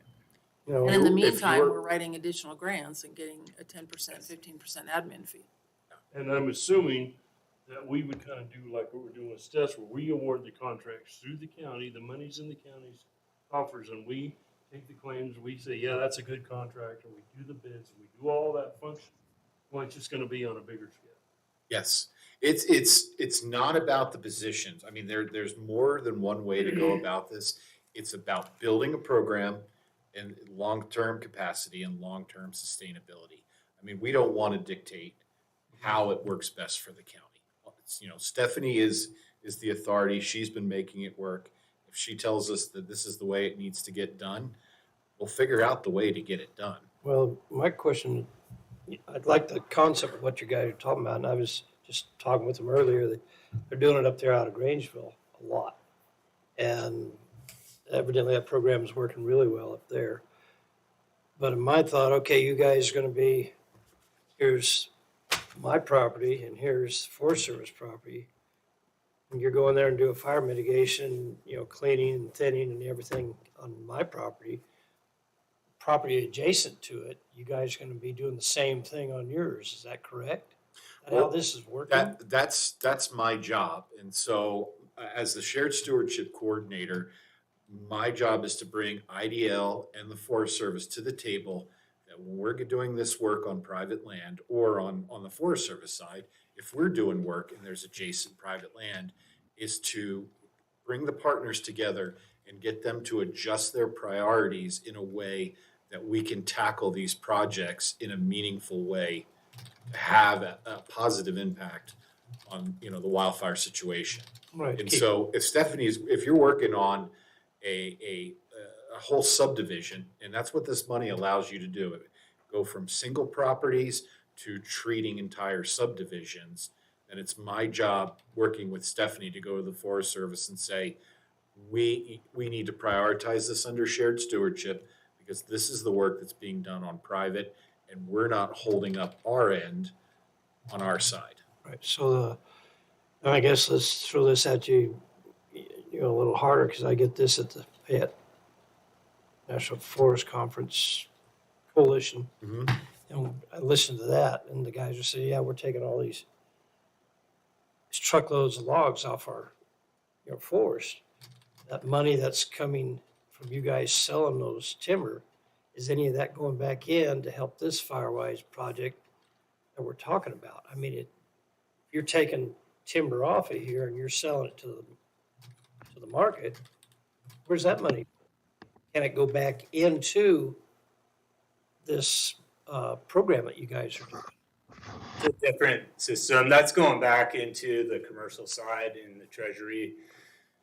Some of our shared stewardship stuff, but this is all infrastructure money coming down that's funding this right now. And Right. it has nothing to do with timber receipts. So those timber receipts just go back into Biden's account. They go back into, for example, Huckleberry Project over there on the side of Tamarack. Those commercial cells, that money's going back in for putting in culverts, for doing the non-commercial thinning, for other restoration type activities inside the footprint and away from the actual commercial cells. So it's to treat that landscape. Well, it does have to stay on the same forest, No. that shared stewardship funds? Yeah, I So didn't shared think it had to stewardship be on funds are different, but the timber sale funds from a timber sale have to go into that landscape that the timber It does. sale was. And so we try our best to utilize that, like Patrick said, fix the culverts, do the road work, do the non-commercial thinning, and spend as much of that money as possible before it does go back to DC. Perfect. But because that is on the commercial side of things, and this is non-commercial, they're two separate pots of money. Wow. One of many pots of money. Too bad you can't keep it here, just send it back to DC. Steph's got her hand up. Go ahead, Yeah, Steph. go ahead, Seth. So just a couple of observations. I'm tickled pink to have these guys sitting here saying, we can do this, we're doing that, we're going to take care of this, we're going to do this. This is a paradigm shift that we are seeing, and I think we should all really appreciate it, really and truly, because this is how can we work together and how can we utilize these funds to create programs that will last longer than we do, quite frankly. And so when you take a look at how our funding is right now, and Neil, maybe you don't know this quite yet, but when we are entered into a memorandum of understanding with Idaho Department of Lands to do a fuels treatment, a certain part of that money does get used for administrative overhead. It's different on each one. It can anywhere from 12 to 15%, depending on what's necessary. And I suppose some of that is negotiable from there. So there is funding in these grants to hire consultants to help do this administrative overhead, to do the ground. So, there's money already there in place for the grants that are already in agreement here at the county. So, we're not even asking for these funds to be everything to everyone all the time. we're saying, hey, these guys are saying, if you can set up an infrastructure that's going to allow you to get some of this money back on the ground. You know, for example, we already have a really effective Firewise grant program. We have 41 grant applications that I'll be bringing to you for consideration. So we're already starting on that vending machine that we talked about, you know, where landowners come and say, hey, look, our neighborhood has a problem. Is there any funding for it? These monies, from what I can tell, are going to allow us to go to underserved areas or areas that are not in a geographic location to get funding otherwise. So to me, this is just a good news story all the way around. And if you all are in an agreement to work with Brian and Patrick to figure out what you can live with and what they can live with, this is a giant key to the door to open up some wonderful opportunities to bring this home, really, and put this back into to your discretion, and to not worry whether it's going to end because one of us walks out the door. So Yep. I love it, So I- Steph. I really appreciate your support. That's just, I think it's really exciting. I do too. What we've been asking for. I mean, there's RAC grants out there too. I mean, that if there's something specific that we need, we could go after RAC grants for some of it too. And I mean, so there is some funding mechanisms out there that we're not utilizing. And if you are willing to help, Steph, that would be just invaluable to the county to set this up correctly and move forward. Well, and I think that's where it's gonna get a little bit tricky for Steph, but I think she can keep herself out of trouble, is the fact that, you know, do we contract with Steph to help us set this up? Which I think we should. We're asking her to do more than what she's doing now. I think she should be compensated for it, but we've got to keep this money separate from the grants that you're doing now. I think that's really important. And I'm not sure how we're going to do that. That's going to be a little tricky. But you know the people, you guys know the people that can do that job. That can do what we're asking for. That ask us to set it up. She's the smart one. She's the one that I think can do this. But I also want to give you guys a little history here, just so you can understand that way back 15 years ago, when Forest Service sold timber, 25% of those receipts came to the counties. And at one time, it was about $8 million a year to the county. Well, over the years, because of appeals and lawsuits, you guys haven't been logging as much, so that value went down. Now that money goes into the stewardship program. And the GNA program is kind of an offshoot of the stewardship. And now they're coming back to us to tell us or ask us to run the program and help spend it. So it's come full circle, basically. And I'm excited. I think we can do this. We just got to be really careful how we do it. And I think today, conceptually, we might agree to it. But if we can get it set up, Steph can help, and that's why I've asked Pat and Steph could get together, and John, and sit down and figure out, what do we want? What kind of a person do I need right now? Do I need somebody that can walk out in the woods and mark timber, or do I need an administrator? And those are the questions that Steph is gonna have to kind of answer, because I know she doesn't want to do this forever. Maybe 5 years? In your dreams, Al. We said a year ago, a year. So therefore, we're in trouble. I thought I'd catch her or something. No, well, and I think I have been really straightforward with you guys. I think I have been wanting to find a path forward. Same with John. You know, he's in the process of agreeing to another year consulting for IDL, primarily so that he can be available to help with this. You know, he sees this as a really incredible opportunity too. So, you know, look at the team you have working for you to pull this together and to make it work. And so, you know, really when it gets right down to it, take the money. We'll figure out how to make it work. You know, I mean, really and truly, I honestly believe that. And I know there were some things. Well, I think that there's Lawyers at the table now, though. take the money. You know, I mean, it's we've been doing. To be perfectly honest with you, you know, we've been taking grants. You know, some we've applied for, some we've had money. You know, phone call. Hey, can you use this money? I always say yes. I have no idea how I'm going to do it. And there have been a few sleepless nights trying to figure it out. But I go around and I see some of the projects where I said yes to, and I think, wow, that was the right answer. You know, figured out how to do it. We have enough smart people involved that we can make this work. And I'm not worried about any of the contracting details. I'm not worried about any of that. You know, that all of this is, yeah, it's going to take some time to pull this all together. But, you know, Patrick's not offering you a 1-year grant. He's offering you a 5-year grant. So with, you know, good planning and an opportunity to determine what's going to happen and then start installation and facilitation, you guys are going to be set up really well. That's my opinion. And I'm not offering to work 80 hours a week. I'm pretty much going to do what I've been doing now, but I think I can really lend, I think I can feel good about what I can do for you so that you are very happy with the outcome and the funds get used in a really positive way. So that would be my encouragement. Thanks, Steph. I appreciate the input. Brian's got some things he's wants to throw out.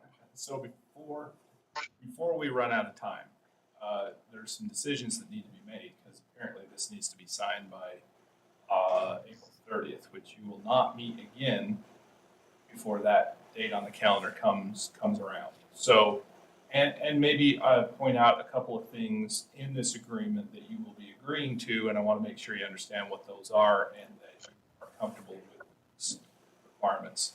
If you have the contract in front of you, or at least the proposed contract, turn to page 3 of 19, subsection 4, legal authority. I don't know. Did we get this in this packet? I don't think we did. I'm not certain. If you can tolerate me reading that to you, I can Go for just it. read it. Valley County shall have the legal authority to enter into this award and the institutional, managerial, and financial capability to ensure proper planning, management, and completion of the project, which includes funds sufficient to pay the non-federal share of project costs when applicable. Do you understand that? Do you understand what you're agreeing to and who within the county will be tasked with implementing that paragraph? Say that again now. Institutional, managerial, and financial capability to ensure that proper planning, management, and completion of the project, which includes funds sufficient to pay the non-federal share of project costs when applicable. Non-federal share of the project. So what I'm hearing you say in that statement is, first of all, we need oversight and management.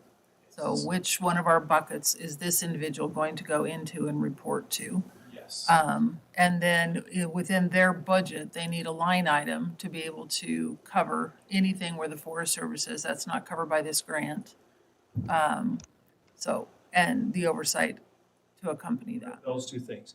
Even where we pass through money to Stephanie, and Stephanie may be assigned initially the responsibility to ensure that the reports that are required are submitted and they're submitted according to the proper form.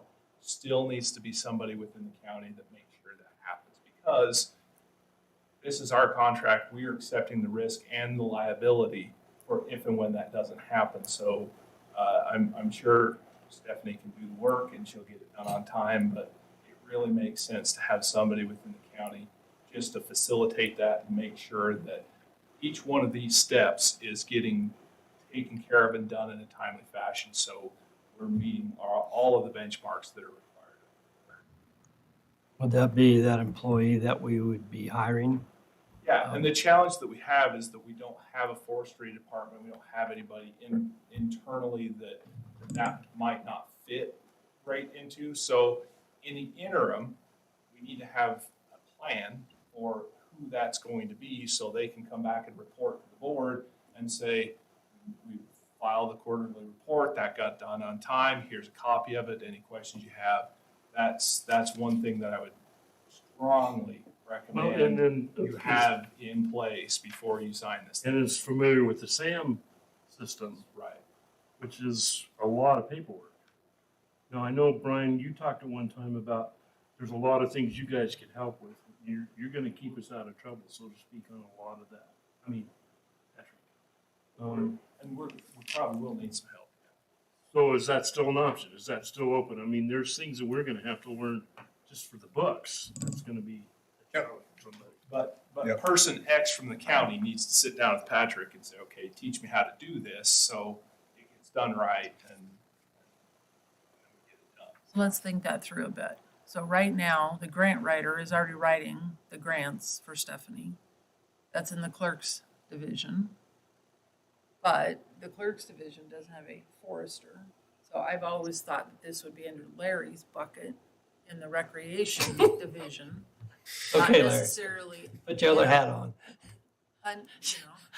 Not necessarily under Larry, but, I don't know what that reporting looks like right now. That's a larger conversation. But if Yeah, you're none of us looking do. at a forestry I do. position, then I think, our Parks and Recreation is probably the natural fit for that, in conjunction with the grant writer helping with some of the, I don't know, I'm not to be disagreeable, but I think we're looking at a whole new department head. and I would agree with that I long don't think term. it should be under anybody. I think we're looking at a whole new person, so to speak, out there that will report with weekly reports to commissioners and where they are in the process and that kind of thing. And I want to ask Steph, are you familiar with the SAM process, Steph? So you've been through all that stuff, haven't you? My work has been exclusively with the Idaho Department of Lands. I have not done, we have not overseen in my tenure direct Forest Service programs. So no, I don't have that experience. That's the clerk's office, Mr. Chairman. And Doug, that's something that, We currently do. do you want to take that on? No. Or do you, that's why I'm asking, because it's like a lot of work. So I think we're looking at really an outside kind of a But it, actual system.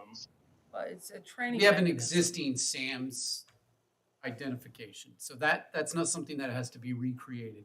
We can use our existing SAM's identification to receive the funding from the Forest Service. So but I do have some questions regarding the budgeting, but when it's my turn to ask some questions, Mr. It's your turn, Chairman, you just- Commissioners, if you don't mind, Nope, is step right. the funding an annual one-time payment, or is it something that we would be requesting reimbursement for as we're expending the money?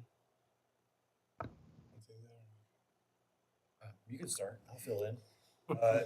It's both. So you can request funding up front. So if you wanted to hire a Stephanie and you were going to pay her a salary of $50,000, you could request the $50,000, have that, so you could pay her out bi-weekly or whatever you pay. Which what I would think would be smart, because getting money from the federal government sometimes takes some time. A minute. Yeah, so I think that would be a real smart thing. And then if you did a contract and then once the contract was awarded, then the funds would come for that. So if we were gonna do a thinning contract, once it's awarded, the funds would show up. And then the funds are here, project is completed, it's signed off, bam, bam, bam, all the SAM work is done. Then we would release the money and pay that contractor. There's actually two options under this agreement where you can ask for advance funds, but there's a very specific set of criteria that have to get those advance funds, or you can ask for reimbursement. So if you go the latter route where you are seeking reimbursement, then you have to have a line item in the county budget to expend those funds and then seek reimbursement under this award. So No, we'd have to that have a was- revenue line for that as well. That was kind of on my list of things. Let's make sure that there's a good plan for that. What do you want to do? Do you want to look at seeking reimbursement, or go through the getting the advance award process, which is, I mean, I really haven't had time to go through all of that to get all of the specific details, but since Stephanie's experience has been more on the state program, it's going to all be new because there's several references to CFR requirements for procuring services and reporting requirements for executive compensation and other things along those lines that we'll kind of have to go to school on, figure out all of those details out. But it's a significant commitment to learn that. When there was some conversation about, well, can we just take that out of the contract? Well, I wouldn't recommend that we do, because when you accept federal funds, you are still subject to federal law, and having those documented here, reference where we can go, what rules we're required to follow is going to help us in that regard. So I just wanted to make it abundantly clear that there is a significant administrative commitment to signing on to this agreement above and beyond putting the money out on the ground. Now, when we get to that part of it, there's a component about indirect costs, and we need to make a decision about what direction we want to go there, because we have to select one of three options. You can waive receipt of all indirect costs, which just means every dollar that you get in this program will be put directly on the ground for wildfire mitigation. That's one option, which would mean that the county would be subsidizing some component to this program that would be the administrative side, the administrative functions, and maybe that's something you're wanting to do. Option 3, I'm going to come back to option 2. Option 3 is selecting the de minimis indirect cost, which is basically 10% of whatever is awarded, to defray whatever costs you have. That's a very simple way to just say, we'll take 10%, whether we're high or low, that's fine. Option 2, which is a more detailed process of I think strategically trying to identify what costs the county will absorb and then have those costs reimbursed through this grant, so you are not spending anything, or that's the idea. But that's a little bit more complicated, maybe a lot more complicated, because it requires a separate agreement aside from this that we would have to figure all that out. But we need to make that decision today if we're going to sign this contract. Is it going to be option 1, option 2, or option 3 for indirect costs? And aren't you kind of leaning towards option 1? I'm not leaning towards anything. I think you guys need to make that decision. Well, first of all, I want to go back to the first question. So we have new people. Who else is doing this work that we could send somebody to training? This has to be happening other places where we could send a brand new employee in and just say, this is the way the system works. This is the way the SAM works. You know, what kind of training can we provide to that individual? Is a brand new program never been done before, and we're creating it You're now? doing it out of Boise County, right? Well, Adams County is doing it right now. Adams County is doing it right now. They have a signed agreement. And we presented this agreement to you guys in February, and then in March, we presented the similar setup to Boise County. They're a little different where their Stephanie is already a county employee, and they were looking to add more on the admin side.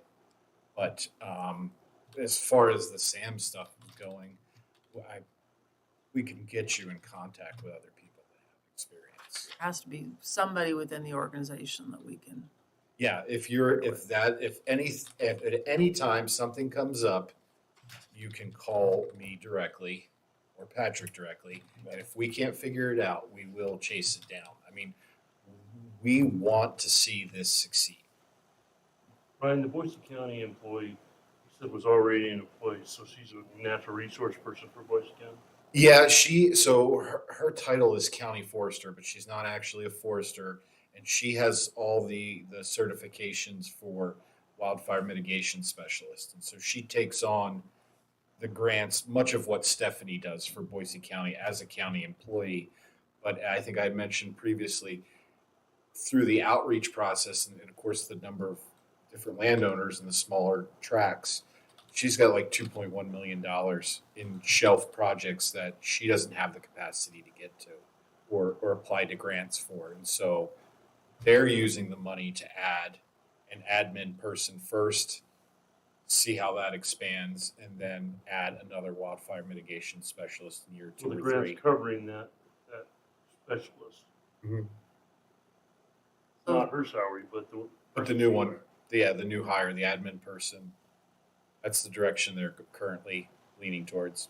So the admin person wouldn't have to necessarily have the forester experience. No, and I just push Forrester out of your mind completely. I mean, we used it as a placeholder. Sure. But yeah.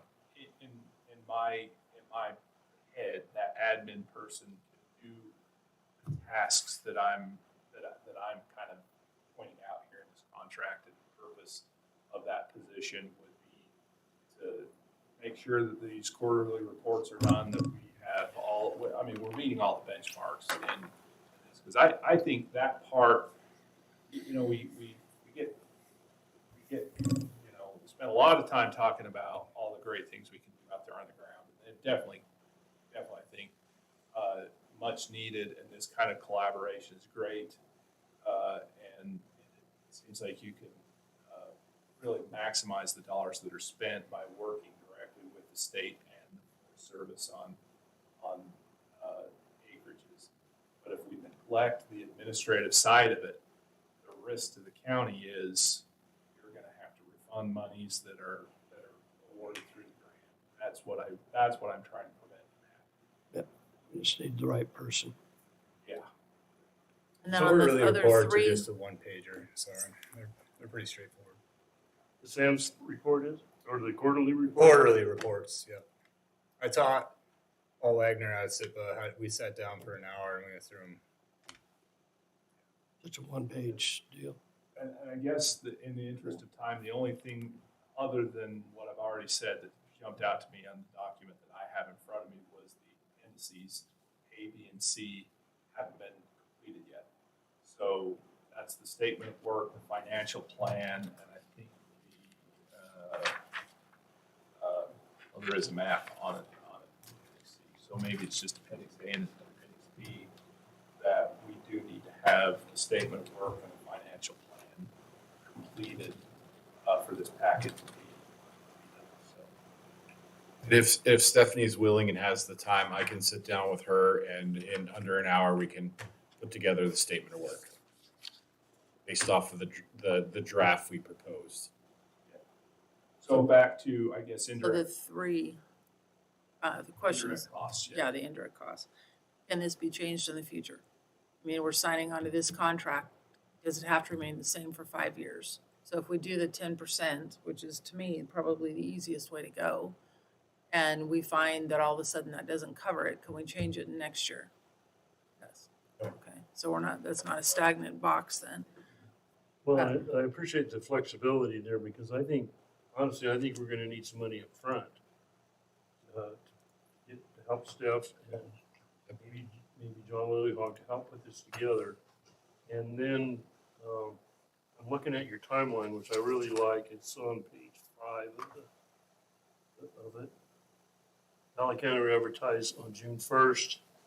You'll be hired by August. So it's not like we have to do any dirt work this year. We got to get the system set up this year and then through the winter start talking to landowners and then maybe next year start actually doing some groundwork. And I guess this question for Patrick, but that can be, all of those benchmarks can be captured in the statement of work. Is that where that goes? Mm-hmm. Yeah, that was the draft set up and like 2 weeks ago, I sat down with Boise County with the same timeline. I said, what looks reasonable based on your operating windows and how your county works? And we shifted some a little, a month back here or a month up there sort of thing. And so that's, that's what I would like to do this week. And like I said, 30 to 45 minutes and Stephanie and I could have it pretty well sorted. Well, we can only do fire mitigation for what, 3 months a year?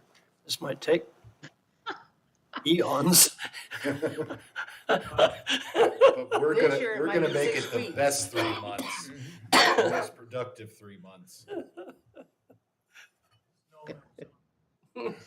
Steph, is there anything else you can think of or you want to add? Well, do you have time to work with Brian on getting this work together? Yeah, I told him we could meet in person on Friday, and I think we could, I really do think that we can hammer it out. I think that we can meet the requirements that, I'm glad there's an adult in the room and that, other Brian is, is making sure that we're all taking care of things. It's important. It's not the fun, sexy part of this stuff. In the room. I'm going to take that as a compliment. I guess along those lines, I guess logistically too, if there's work that still remains to be done, can can we post date this thing? Because you were not gonna be back here to sign this thing until Monday, May 1st. So if we have all this stuff worked out, we can date it April 30th to meet the deadline, but if we can't get a signature for them until May 1, is that gonna be a problem, or do we need to convene a special meeting sometime on Friday to We could just do a Zoom meeting because this? Yeah. it has to have somebody here in the courthouse to be able to sign it, and then we could approve. 'Cause I think this is important for us to go ahead. It needs to Just go get in, it so we have rolling. to have the statement of work. So it needs to be in the system by the end of the day Friday. And so what we need is if Brian has looked over this and has any edits or questions that he wants to incorporate in the final, we need that now. We need the statement of work, and then the financial document that, sorry, I'm blanking on the name of it, the one that says, yes, Valley County is in good credit standing. It's the one pager, is that part of the packet. I really don't have any changes as long as You don't know it? I don't know. It's not the greatest read, but there's a lot of time went behind these templates and what's included in everything. And so anytime we start wordsmithing it, we expand the process exponentially. I know how that works. Well, and we had a discussion too, I remember talking to you about road obliteration paragraph. And I read that all wrong, because I thought basically what that is saying is that if we need to use a road that has been obliterated or is considered, we can use that. We want to keep that. We do want to keep that, yeah, because That's gotta stay. Elton and I talked about it, and it's Yeah. about I'm going, well, that's not how I remember. if you run into a Forest Service decommissioned road, that's the roadbed prisms there, it's overgrown, we could open it up. We can do that with these monies. It's just because it's in a decommissioned status, it has to be returned to the decommissioned status. No, we don't. 50 years? What's that? Oh, sorry. In 3 years. 3 years after completion of the project. After Larry gets your Put trail. a zero behind it. Yeah. So could that road become an inventoried road just for Forest Service maintenance? And not be completely decommissioned? Well, there are decommissioned covers a spread of options. Everything from we put up a gate or a berm and do nothing behind it, to the far end of the spectrum is obliteration, where the road is returned to the contour of the slope. So That's what we don't want. it's a language thing, but Yes. decommission and a blit is one type of decommission, but it's not the only type of decommissioning. I think Larry, you're trying to change the category of a Forest Service road without having to go through the process. There's, good try. So just to be real, We just don't to want be to tie really this travel clear about management. it, we were talking with the payette about the Four Corners fire and all the stuff on the other side by the sheep bridge. So there's two roads that go up there, and they're in excellent shape. But because the forest has decommissioned these roads, they're not obliterated, they are not going to go up there and remove any of that timber up there. It's just going to stay there. And that bothers me a whole lot. That's why I always want to see these roads come back into be an inventoried road just for Forest Service maintenance. That way we always have the opportunity to go in and cut that stuff out of there. Yeah, but you gotta remember, this contract is not. I know. Forest Service road, this is more for private land stuff. Yeah. And the Forest Service is gonna do their thing. That was hopefully next door. what Brian was saying a little bit ago is most exciting thing for me, because we can go in and get little subdivisions with all those little homes and start treating that area. That would be incredible. And since Stephanie's so excited about doing this, I mean, 2 years, why not? It's gonna be Thank perfect after you. one. Okay, so we got kind of a plan. You guys are meeting Friday. You and her are meeting Friday. Yep. Do you need any of us there? No, we can knock that out pretty quickly. Okay, we do need to schedule, what I'm hearing is we need to schedule a special meeting for at least Thursday or Friday morning, so this can be uploaded into their system before They've close of got- business on Friday. I'm hearing they have work to do before that, and they need an approval today with recommendations so that they have the time to make those changes. I mean, we could sign it Thursday, we could all, I don't understand. So I guess I'll have to just say this out loud for my prosecuting attorney, but if we signed it today and gave you the changes, then the scope of work would be something we hadn't reviewed prior to sending it in. That's the main concern.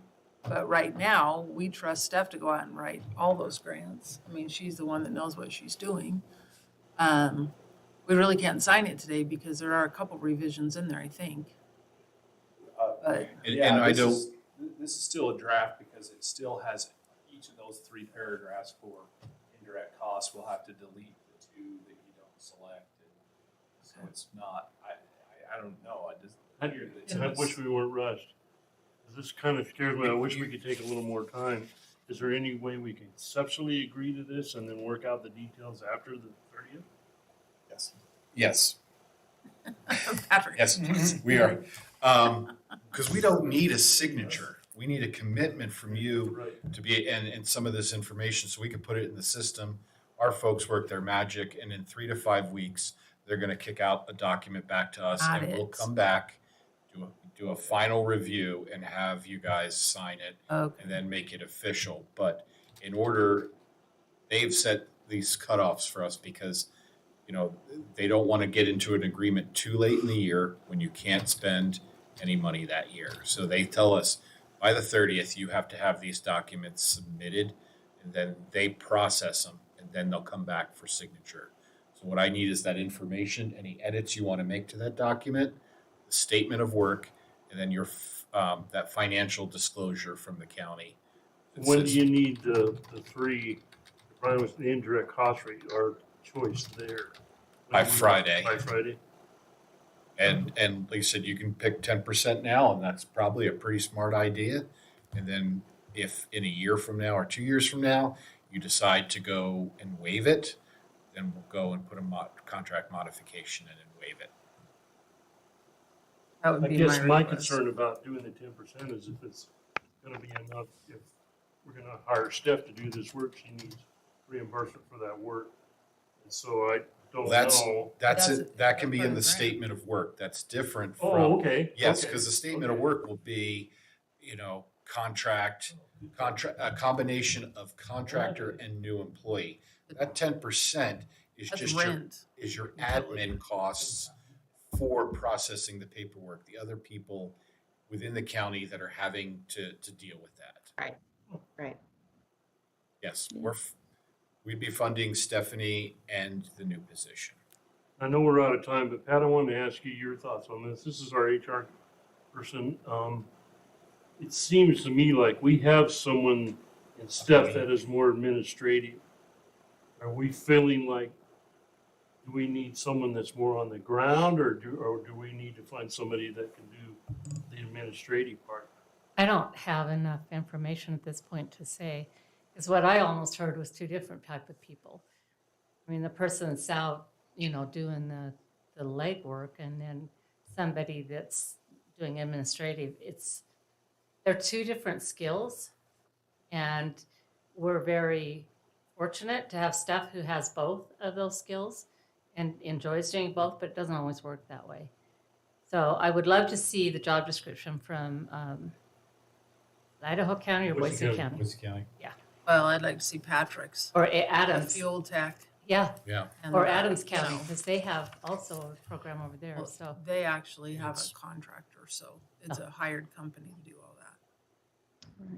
And that's, And- you know, in the long run, you may go and hire this person and say, wow, this person that we just hired is awesome. They can do both, but I really want them on mitigation. Then the next person you hire is more admin, or you might end up with 2 people that are taking on less projects, but somebody's taking the southern half of the county, someone's taking the northern half. It really just depends on your candidates and their Right. strengths.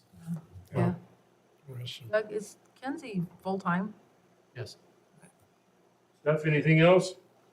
Yeah, one thing, I did send you, and I've now sent it to Patrick and to Brian, my recommendations for what I think would be a good use of this person's time.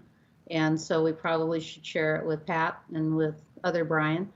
And, just something to look at and consider, because I agree with Pat, the all-around person is maybe not something that we should be striving for right off the bat. Maybe we should look at something that's going to keep this program afloat and moving forward. So that's my 2 cents on that. And I'm happy to share anything that Pat would like to know about what's been going on. I just think that we get this in place. Steph's willing to work with us. John's willing to work with us. It gives us a year to develop this. Ryan and Pat are here, or Patrick, and, it just provides the funding and allows us to move forward. Nothing that I've heard is that worrisome to me so far. No, I guess, Mike, my original statement was, I wish we could just give Steph and our program the money and let us expand it. And we could. Well, we're kind of doing A lot that. easier way to do this, I think. They're kind of doing that, though. They are. Honestly, They are, because yeah. it's going to change anyway. Steph wants to retire, and so does John. So our process is going to change anyway. This just allows us the funding mechanism to be able to make it through that change and do it correctly. So, Okay, we got everything covered? So what do we physically have to do for them today? I guess we have to make a motion and vote with the concept of moving forward on this. Right? and you guys are willing to do the 10% defrayed cost? Yeah, knowing how the worksheet works out and handles Steph's John's costs. Can I help you with that a little bit? Sure. We have not taken indirect costs on our state grants. For whatever reason, we just weren't set up to do it. I've always wondered why. But that 10% is set in there to really help make it easier on the ancillary work that by definition is going to have to go through different areas of the county, just because of your fiduciary responsibility with these grants. So I think it's awesome. I think that your other needs and outflow will be covered by this work statement that we're going to create.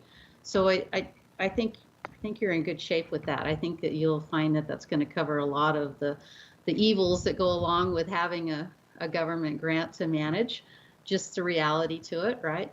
But I really honestly think it's a good deal if that's workable. I think you'll be happy, and like the guys say, if you're not, change it next year. Do something different.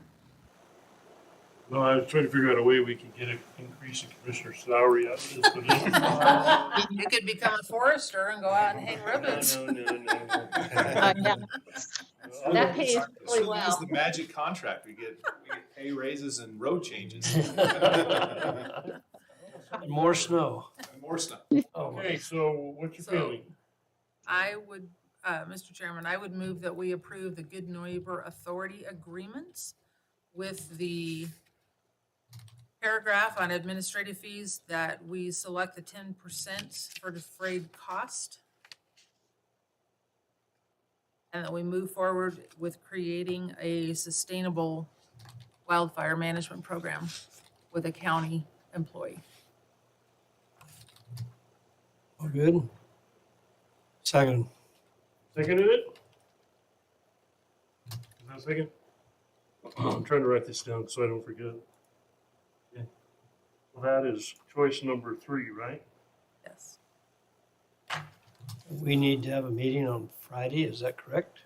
No, we just committed to it, so we're good. Don't have to sign nothing by Friday? No signing. The final contract will come back in 3 or 4 weeks for your signature. The signature of that. For 5. Yeah.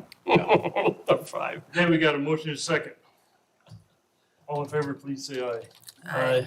Aye. Motion carries. I think we can do this. Steph's Absolutely. gonna be patient with us, but Steph will keep us out of trouble. It's okay. Thank you for the opportunity. Yeah. It's exciting. Yeah, I'd just like to reiterate what Brian said, I'm here to help, and I just want to see it be successful, and however we make it, I want to build capacity for the county so that we can work together and make it easy. Did you guys provide these guys with your business cards, or how do I contact you? All my contact information is in my email, and I can send another one out again. You do that because I'm gonna have to go back through Not a a million of problem. them to find it. Not a problem, yeah. A lot of emails every day. I know, you should I'll see make sure you're mine. in my system, but I wasn't here the first time. so. Okay. We're on our way. Bouncing Thank messages you. yourself Thank you, as Steph, well. very Thanks, guys. Thank you.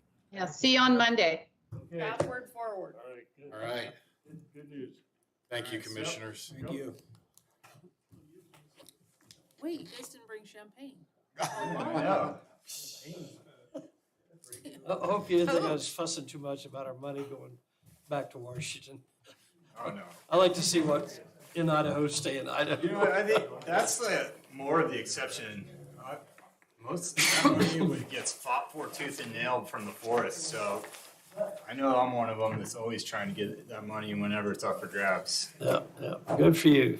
Thank you. We draw our project boundaries bigger than the timber sales now because once we commit to that, the money has to be spent within the project boundary. And so in the past, when we just took the timber sale and drew a tight boundary around it, didn't give us much area to work with. And so we said, hey, what about the road into the timber sale? What about, the culverts and some of the roadside thinning that needs to be done? Everything. So that's why you see these larger drawn out areas down to, include more of the road system.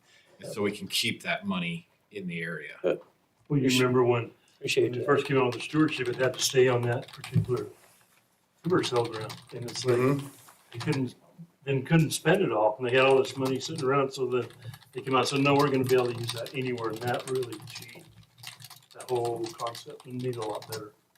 Yeah, and they're looking at doing additional adjustments to Good Neighbor Authority because they realize one little word left out of a sentence and it prevents work like Good Neighbor Authority paying for road work. On the Forest Service, you can, but on the BLM until about 3-4 months ago, you couldn't because with the second line of the sentence that went to talk about road work, it just said on forest. It didn't say on forest and BLM. And so it took, Oh, my goodness. I'm blanking on his name. No typo. Rish's office. Rish and Crapo put together to just get that and BLM, And BLM. changed. What about Bureau Rec? It's a good question because I was having conversations this morning with IDL about Bureau Rec property here around Cascade and the condition of that. And so through the shared stewardship program, I'm going to be reaching out to Bureau Rec and because they're getting infrastructure and inflation funds as well. And I know they're going to be putting it mostly towards structure, but we need to bring to their attention, the situation they have here and the need to treat those lands. Yeah, especially their timber. Yeah. The folks up Gold Fork are concerned about them as a neighbor because it's just dog hair thicket. Oh, yes. Well, what I like about this too, and with Steph's program, you got to be within 1.5 miles of Forest Service land to qualify for any kind of funding. And the people out in the middle of Valley Florida, we never came close, so we couldn't. There's a lot. Certain funds, but I can use state IDL funds just about anywhere, and we can use this money. Doesn't have that 1.5 mile limit on it. Right. Awesome. Doug did just give me your contact information, so I'm good. Okay, great. My system. All right, thanks you guys. Appreciate Thank it. you. We're on our way. So at this time, we're still on, right? Yes, sir. This time I'm going to pause as the Valley County Board of County Commissioners and reconvene as the Valley County EMS District Board. And our goal today is to approve the public hearing for August 28, 2023 at 2. That's just right after our county, right? That's correct, Mr. Chu. Good. Everybody understand that? Yep. Kind of, sort of. So I need a motion. Well, we can't set a budget hearing for EMS until we're in the EMS board. We're here now as the EMS board. Okay, I'm fine. So I need a Put my motion to other hat. approve that public hearing for August 28th at PM. So moved. It's on my birthday, man. I won't be here. That's okay. You can second the motion though. I'll second it. Been moved and seconded to approve the budget public hearing date for August 28th at 2 PM. All in favor, please say aye. Aye. Aye, motion carries. Just Mr. Chairman and Commissioners, on a matter of record, I just wanted to let you know, I did speak with the fire chiefs and they indicated that date would work, that date and time would also work for them. Okay, so now I'm gonna come back out of the EMS board and go back into county commissioner. And our next agenda item is an action item. This is approval of a letter to submit to Congressman Russ Fulcher regarding our delay in the FEMA funding for Stibnite Road. Terry did a phenomenal job writing the letter, Read that. and I didn't write it, Kirby did. Kirby wrote it. Wanna Oh, make yeah, sure he Kirby did gets- most of that. He gets Thank credit you, for all Kirby, that. for doing that. I hope you're listening. I gotta find it. There it is.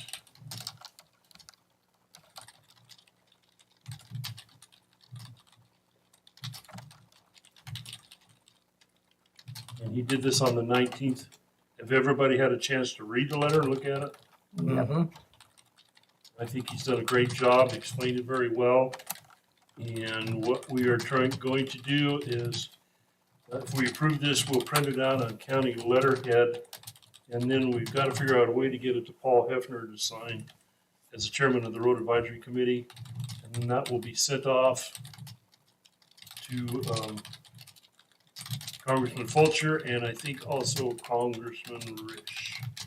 And I know that Crapo is interested in this as well. Hopefully we can get that money coming back. So if you're good with this, I'd entertain a motion to approve this letter. I'll make a motion to approve letter to Congressman Fulcher for, well, the monies from what, FEMA? FEMA, yeah. FEMA monies that have not been paid yet. A second. Been moved and seconded. So can you get somebody to print this out on county letterhead? Yes, sir. John? Okay. Moved and say all in favor, please say aye. Aye. Aye, motion carries. So if you can, do not leave today before we get that signed. And $80,000, that's a if we lot. could scan it after we sign it and send it to Kirby, and then he could get Paul to sign it. I think Paul was due back in town. Didn't Kirby tell us today? Yeah, I think it was. He's been traveling, probably just reaching out to Paul and have Paul come down here and sign it. I'm sure he would do that.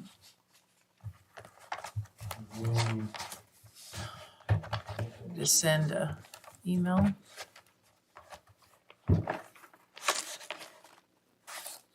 See if I had phone. There you go. I'll send him an email. Good job. They said, where's he live? I think it's in off Lake Fork. Wife works in the assessment. Oh. Angela? Kirby from the bank? Oh, no, not, this is Paul. Hefner. Paul Hefner is his name. But, well, we can maybe take the letter back to Kirby, and Kirby can get it to Paul, Paul can get it signed. Probably gonna leave an envelope too. Let me just text him really quick. Okay. We're ready to move on.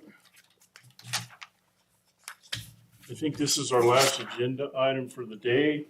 Executive session. This is an executive session per Idaho Code 74-206. 1A is, and that's to consider hiring a public officer, employee, staff member, individual agents. So I'll make the motion that we go into an executive session for Idaho Code 74-206 1A. I have a second. Second. Moved and seconded by roll call, please. Thompson, aye. Mop and I. Hasbrook, aye, and Doug. We'll be in, put down about 3:32. I need another quick break. And then you'll turn us off.